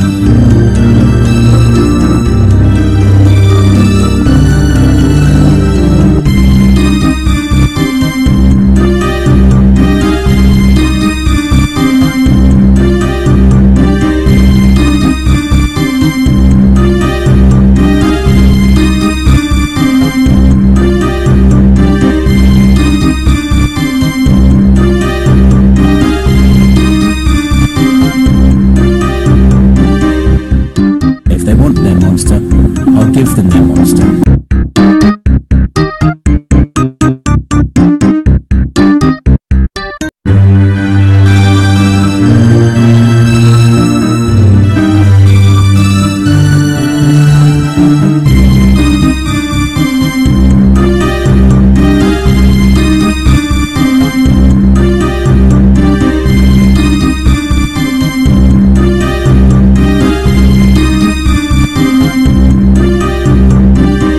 As man faces unknown day, enters into the legend. It happens on the lack of physical evidence. It happens on the lack of physical evidence. Alrighty there. This is Phoenix here at the Skeptic Sanctum. Letting you all know that we are about to sign off. And we're going to let you know that we'll be back again Wednesday nights, 8:30 p.m. It's going to be fun. It's going to be a blast. We're going to be here, your guides into the familiar unknown. And thank you for tuning in, listening later, or listening in the past. We will see you around.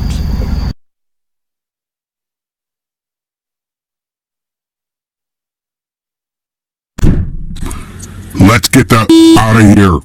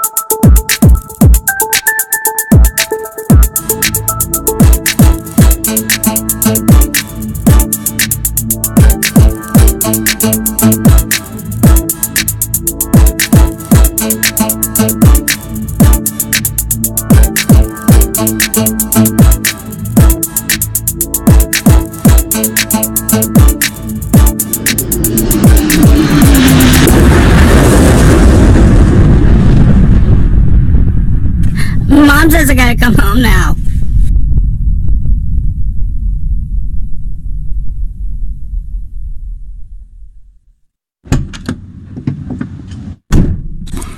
Let's get that out of here.